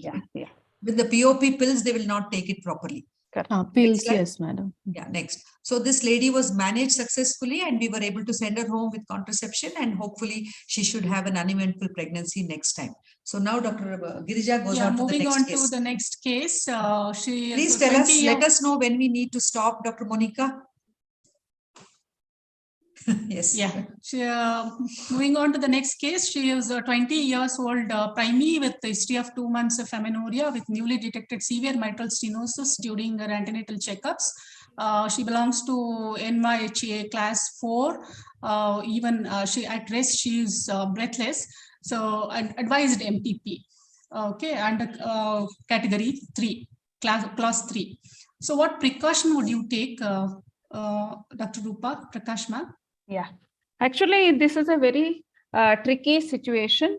Young primey, usually in a primey, we never advise termination of pregnancy unless it is really deleterious for her health. But somehow she has landed up with grade 4, New York Heart Association grading because of tight mitral stenosis. So whatever it is, even if there is a valid indication for termination, first of all, we should, it is a teamwork. Obstetrician along with cardiologist and intensivist have to manage this because it is always a problematic here. So first of all, her cardiac status needs to be improved before we embark on any of the procedure. Next slide, please. So they require extra care because they are more prone for complications. Especially in this case, she is grade 4. So if we don't take care, there is always a chance of mortality. There may be certain drugs that we use for the procedure which could be detrimental for her cardiac status. Intravenous infusion of oxytocin at high dose may result in fluid retention because it is similar to vasopressin. So it may result in fluid retention, resulting in pulmonary edema and maybe congestive cardiac failure or congestive heart failure. Methyl ergometrin and prostaglandin F2 alpha, they have potent vasoactive, vasoconstrictive action. So it can lead to sudden hypertension. So we cannot use it. So a patient has to be managed with cardiologist, anesthetist, intensivist in a tertiary care center where there is a facility for an emergency valvotomy in case patient lands up with trouble. So do not do it as an outpatient procedure. Do not do it in an ordinary hospital where ICU, CCU, cardiologist is not there. Women with anticoagulant due to prosthetic valve. This is in general. This patient does not have any valve. So because of the increased risk of hemorrhage, we need to discontinue this. Otherwise, it can result in life-threatening events like atrial fibrillation and thromboembolism. Mifepristone and misoprostol are not commonly used for elective abortion in women with cardiac disorder. So what are the methods we are left with? Yes, So Dr. which method Shyama. would be ideal? So it is multidisciplinary approach in a tertiary care center. Yes. So it's the Yeah, and I think approach. Dr. Rupa, we can always even tell her that she can always undergo a mitral valvotomy and continue the Yes, pregnancy. that's what I wanted to tell you, Option that also. Because we it's a first, priming gravity. Yes, no, madam. I feel we should Give first that correct option. her cardiac status. Yes, And then and give her continue. the choice, in case she improves, give her the choice of valvotomy in the mid-trimester and see if she tolerates the procedure. We can continue with it as well. Yeah, I Just think that because also she we is in, should, yeah, we should think of that. yeah, think of that. So Dr. Shyama? Which method? Yes, madam. Just like now Dr. Rupa madam had just mentioned that medical methods, usually we do not go ahead with the MIFI and the MESO protocols. And in this case, as we can see, she was in NIHA 4, that is cardiac failure. And with the team approach, after we stabilize the patient, she's in the first trimester, I would go in rather for a surgical evacuation so that it is quicker, madam, than, you know, the medical abortion. The process itself, though the patient is inpatient, we have stabilized her. The process of medical abortion, we do not have a control. The patient may go in for a bleed, a hemorrhage, and we might go in to lose the patient. So what I would prefer in such a case, definitely that, you know, we go in for a surgical evacuation quickly in the OT with our entire team at hand, so that maximum a single dose of PGE1 maybe we can keep prior, so that to prime the cervix, as it was mentioned earlier, we could keep in a single dose of PGE1. That is what We would also, I think the moderators also go with you, and I think, I don't know, the other panelists, we will go for a quick surgical evacuation. Yeah, that is better. That is always better and more predictable, especially Yes, with ultrasound guidance. Yes, exactly. Yes, madam. Yes. So now we have one of the very tricky situations which we come across very commonly nowadays, and we have Dr. Girija to take over the case. Oh, no, anyway, I will go ahead. Okay. So no problem. Yeah. So we do come across, since I'm working in a government institution, we have a FOCSO cell there. We do come across such cases quite often. This girl had come last week itself. She was just 13 years old and she gave a menorrhagia history of 3 months, but then on ultrasound, it was about 16 weeks pregnancy. So what are the procedures to be followed? She's below 18 years old, so it comes under POCSO Act. Dr. Swarupa? Yeah, madam. The very essence of MTP Act is the safety of the woman and the girls. And this, because the MTP law, earlier it was supporting 18 years, more than 18. Because she is below 18 and being a minor, this comes under POCSO Act, where every minor who is pregnant need to be offered MTP, and also they have to we have to inform, as a provider of the service, we have to inform the nearest police, and we need not wait till the investigation is completed, and we need not file an FIR, or we need not do any investigation. Only thing is we have to inform the police and do our duty. We can take about the MTP even before the investigation is complete. And apart from that, we have to preserve the products. Products have to be preserved in case it is needed for the forensic examination. We have to preserve it in saline. Within 72 hours, we have to inform the police to collect the specimen. This is utmost important. And if it is a rape, again, it forms an MLC, and it becomes mandatory for us to inform the police.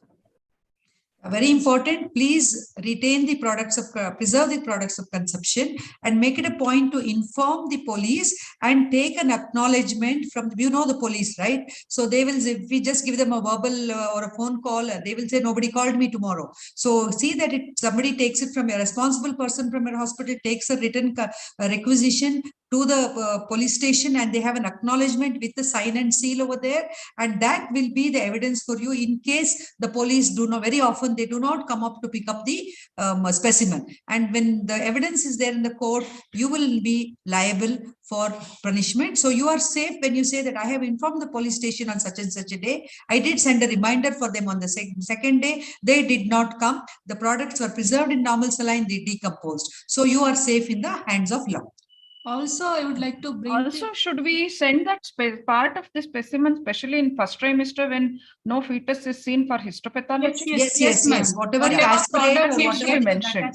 That is why they have to be kept in the hospital and given the MMA, because you have to take the products of conception. MMA, in the first trimester, in case if she expels in the bathroom or something, you may not get the product. That's the problem. Correct. And then in case if girl denies, to reveal the name of the culprit, or if she is not willing to send the product for DNA analysis, that has to be documented, and we need to respect her. Because that is, I think, especially if the girl is above, I would say confidentiality has to be maintained. In the MTP Act and the POXO Act. So she can say if she's been having consensual sex, she can always deny, saying that I do not want the name of the accused to be revealed. I do not want the products of conception to be preserved. But that has to be documented in the presence of a major individual, guardian or whoever has come with preferably a video consent. Yes, whatever about video, along with documentation has to be done in that case. Written in our own handwriting is always preferable. Yes, Coming to the present day scenarios of litigation times. You have to be very, first save your skin. Yes. Save others. Correct. Need of the hour. No shortcuts, don't go too much of pavam, humanitarian, oh my, such a small girl, what will she do? I think we'll have to reserve that for other situations. In case you are not preserving the products, and it can be punishable, like you are not taking any documentation, like you are wiping off all the men's evidence. You are meddling with the evidence, so it is really punishable offense. Correct. Exactly. So in this, the method of MTP would be Dr. Rajalakshmi? Medical method of abortion. I think nowadays most of the MTPs are going to be medical methods, right? MMA. So this is the checklist I was talking to you about. You can use this checklist to decide whether she is fit for medical abortion or not. Next slide. Which route is preferred? We were talking about. Next slide. This is just to complete the session. All of you have told us. Anybody? Which route is the best route? Oral. It can be orally. We can give it or sublingually. And so ideally, vaginally and buccal sublingual are good. Oral efficacy is reduced because of rapid absorption. Duration of action. So oral should be not advocated usually. So Dr. Sati, if this not in this particular case, maybe in any other early abortion, you've given her MMA and she comes with a continued pregnancy, what would you do? Because maybe she was 10 weeks. Maybe she was just around 10 weeks and she's taken MMA, but her pregnancy continues. What will you do? Dr. Sati, are you there? If not, anybody else? Termination by surgical. The point is, do not repeat the MMA again. We want this point to be sent across. Next slide, please.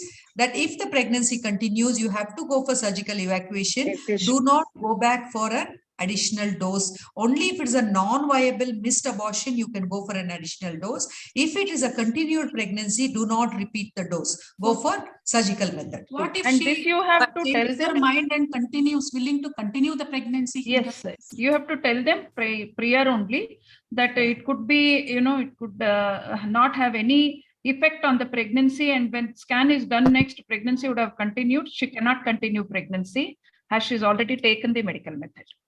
Because lethal cardiac anomalies, Limbaugh syndrome is one of the common complications following epilepsy. So you need to tell them that. So she cannot continue the pregnancy.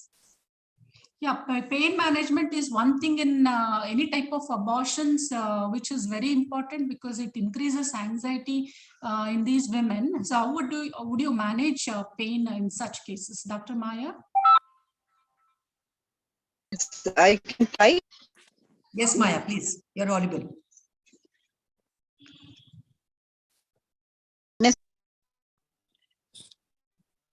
Maya, you can speak. Medical abortion. We can try any NSAIDs. Hello, can you hear me?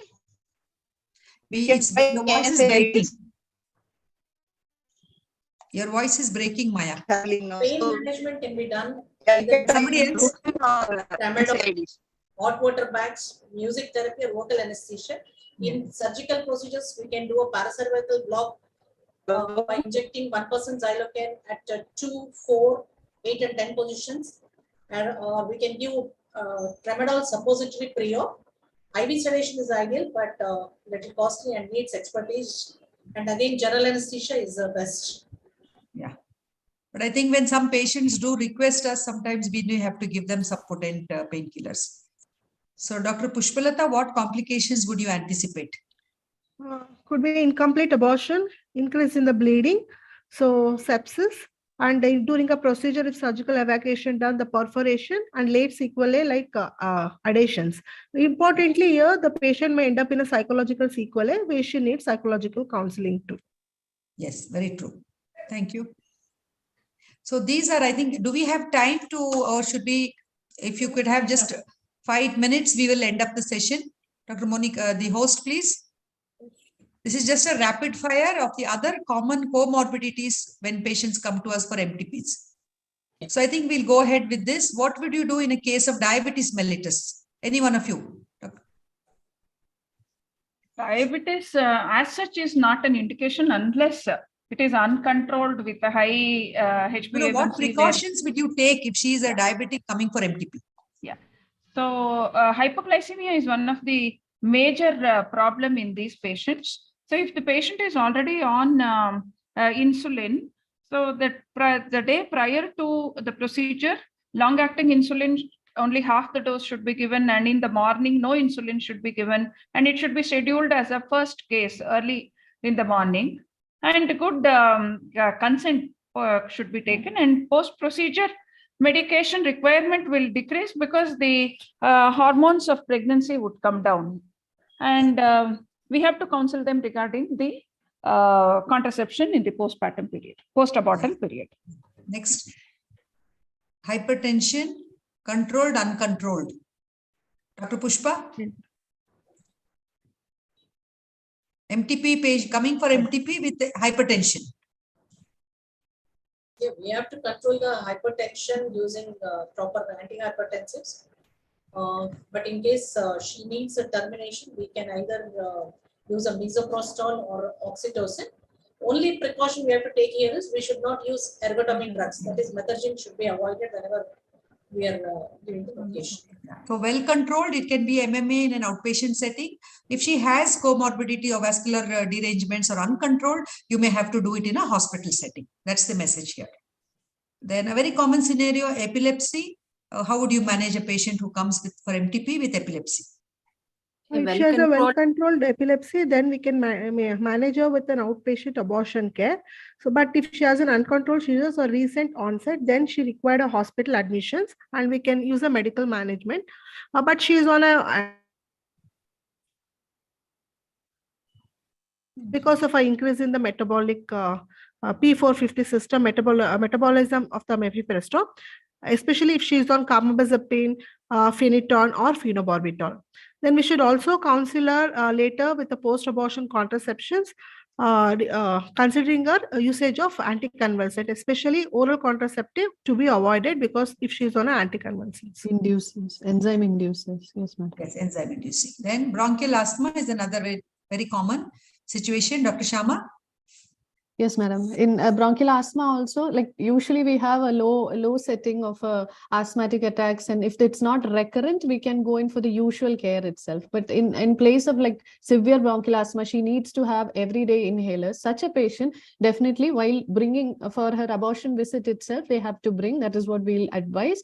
And prophylactic use of PGE2, yes, we do not recommend because it can cause for bronchoconstriction. Misoprostol, definitely it's not contraindicated as such.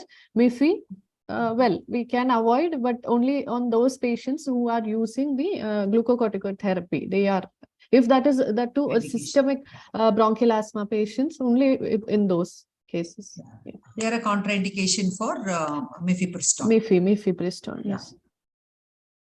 Thyroid? Thyroid.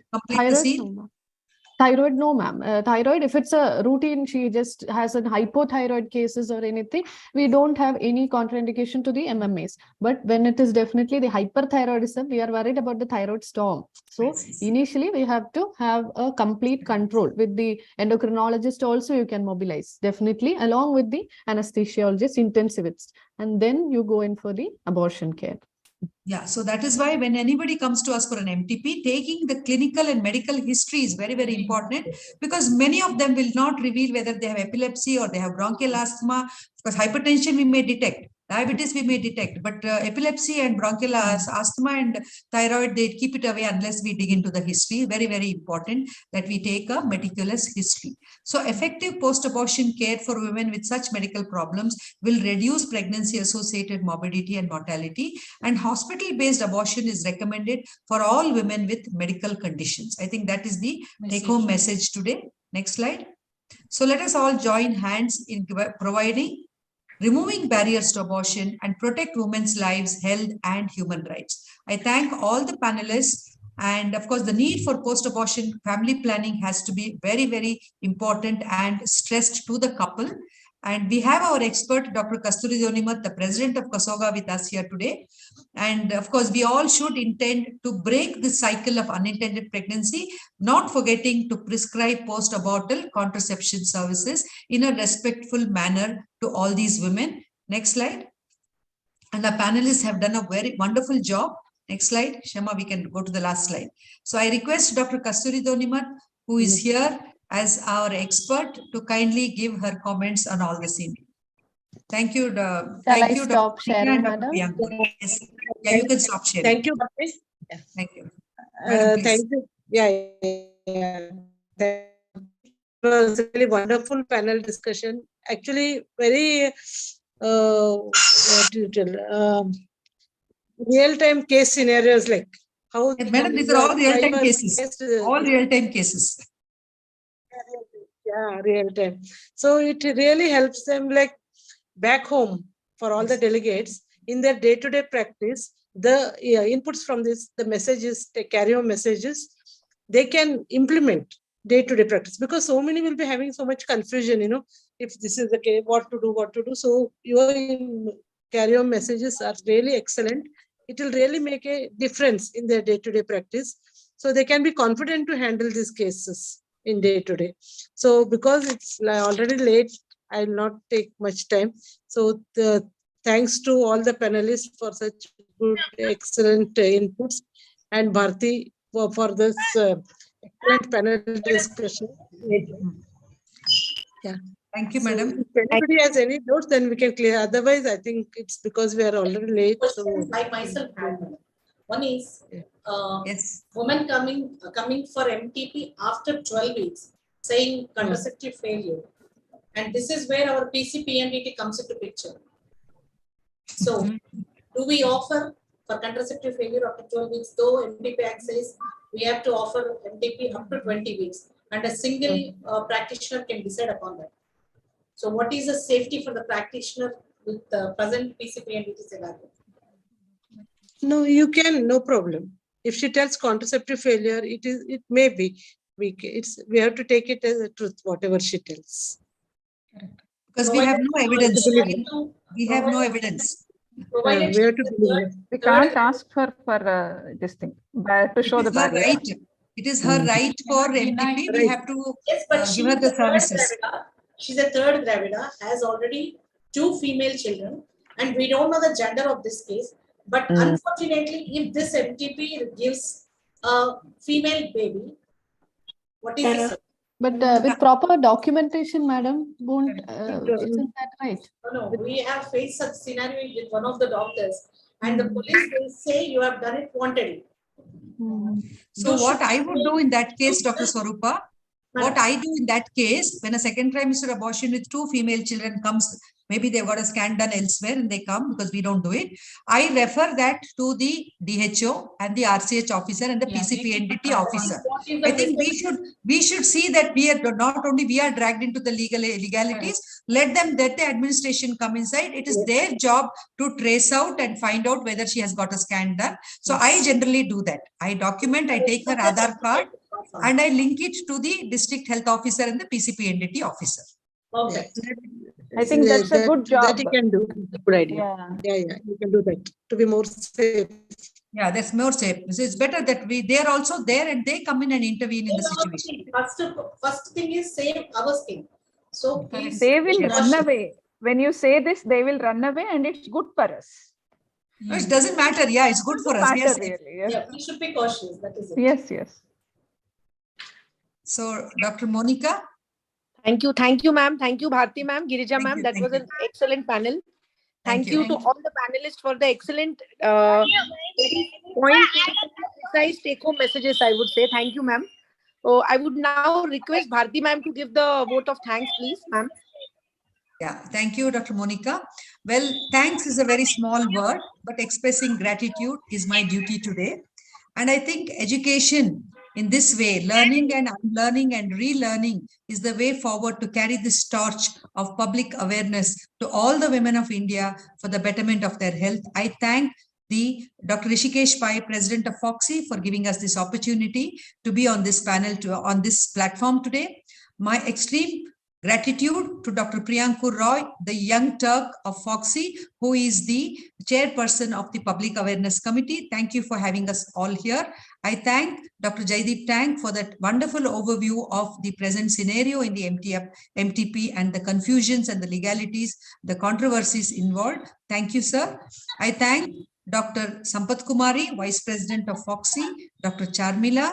I thank Dr. Vidya Thobi, Dr. Shobha Gudi for being with us today. I thank Dr. Kasturi Donimat, our beloved President of Kasoga, for being with us today. I thank Dr. Rekha Rajendra Kumar and Dr. Raghavendra Prasad, who were the conveners, the moderators of the first panel on MTP.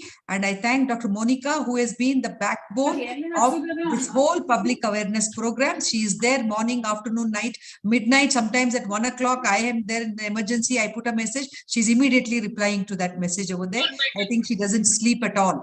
Monica, you've done a wonderful job.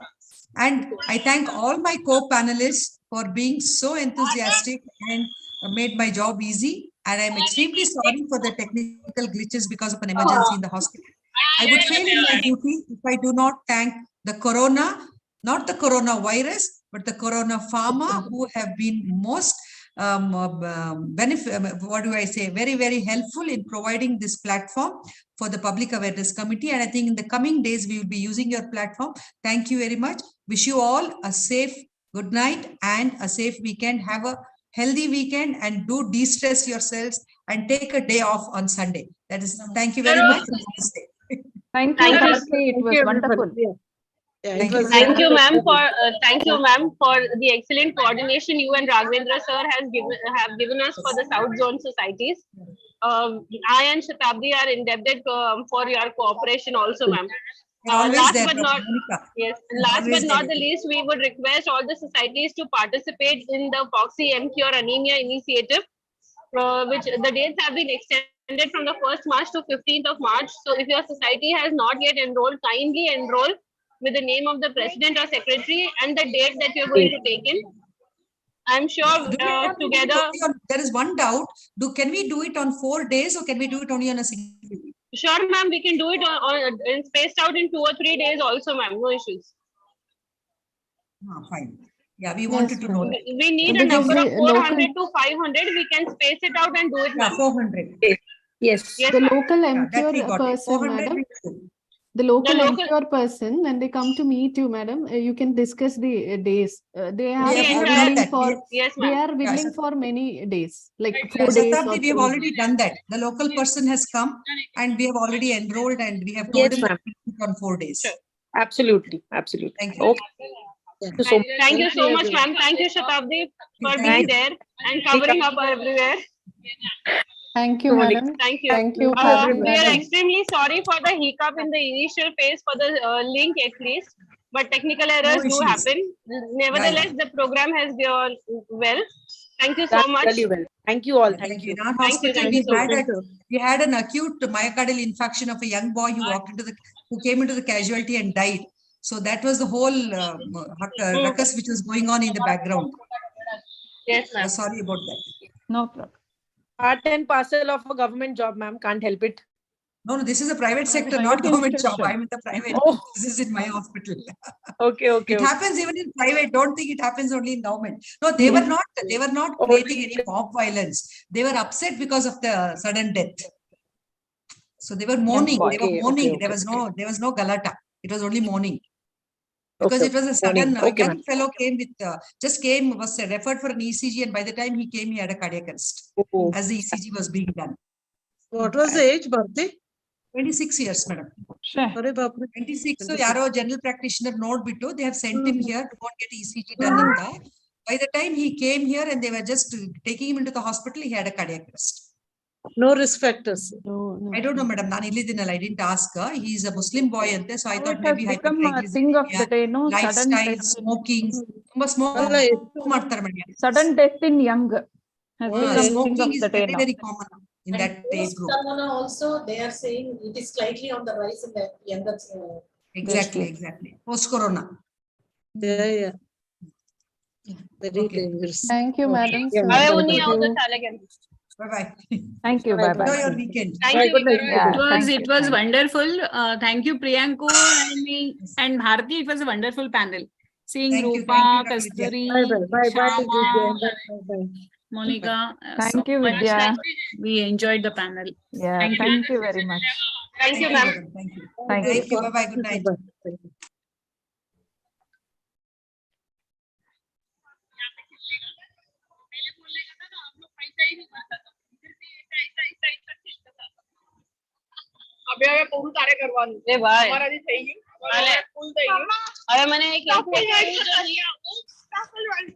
Thank you so much, ma'am.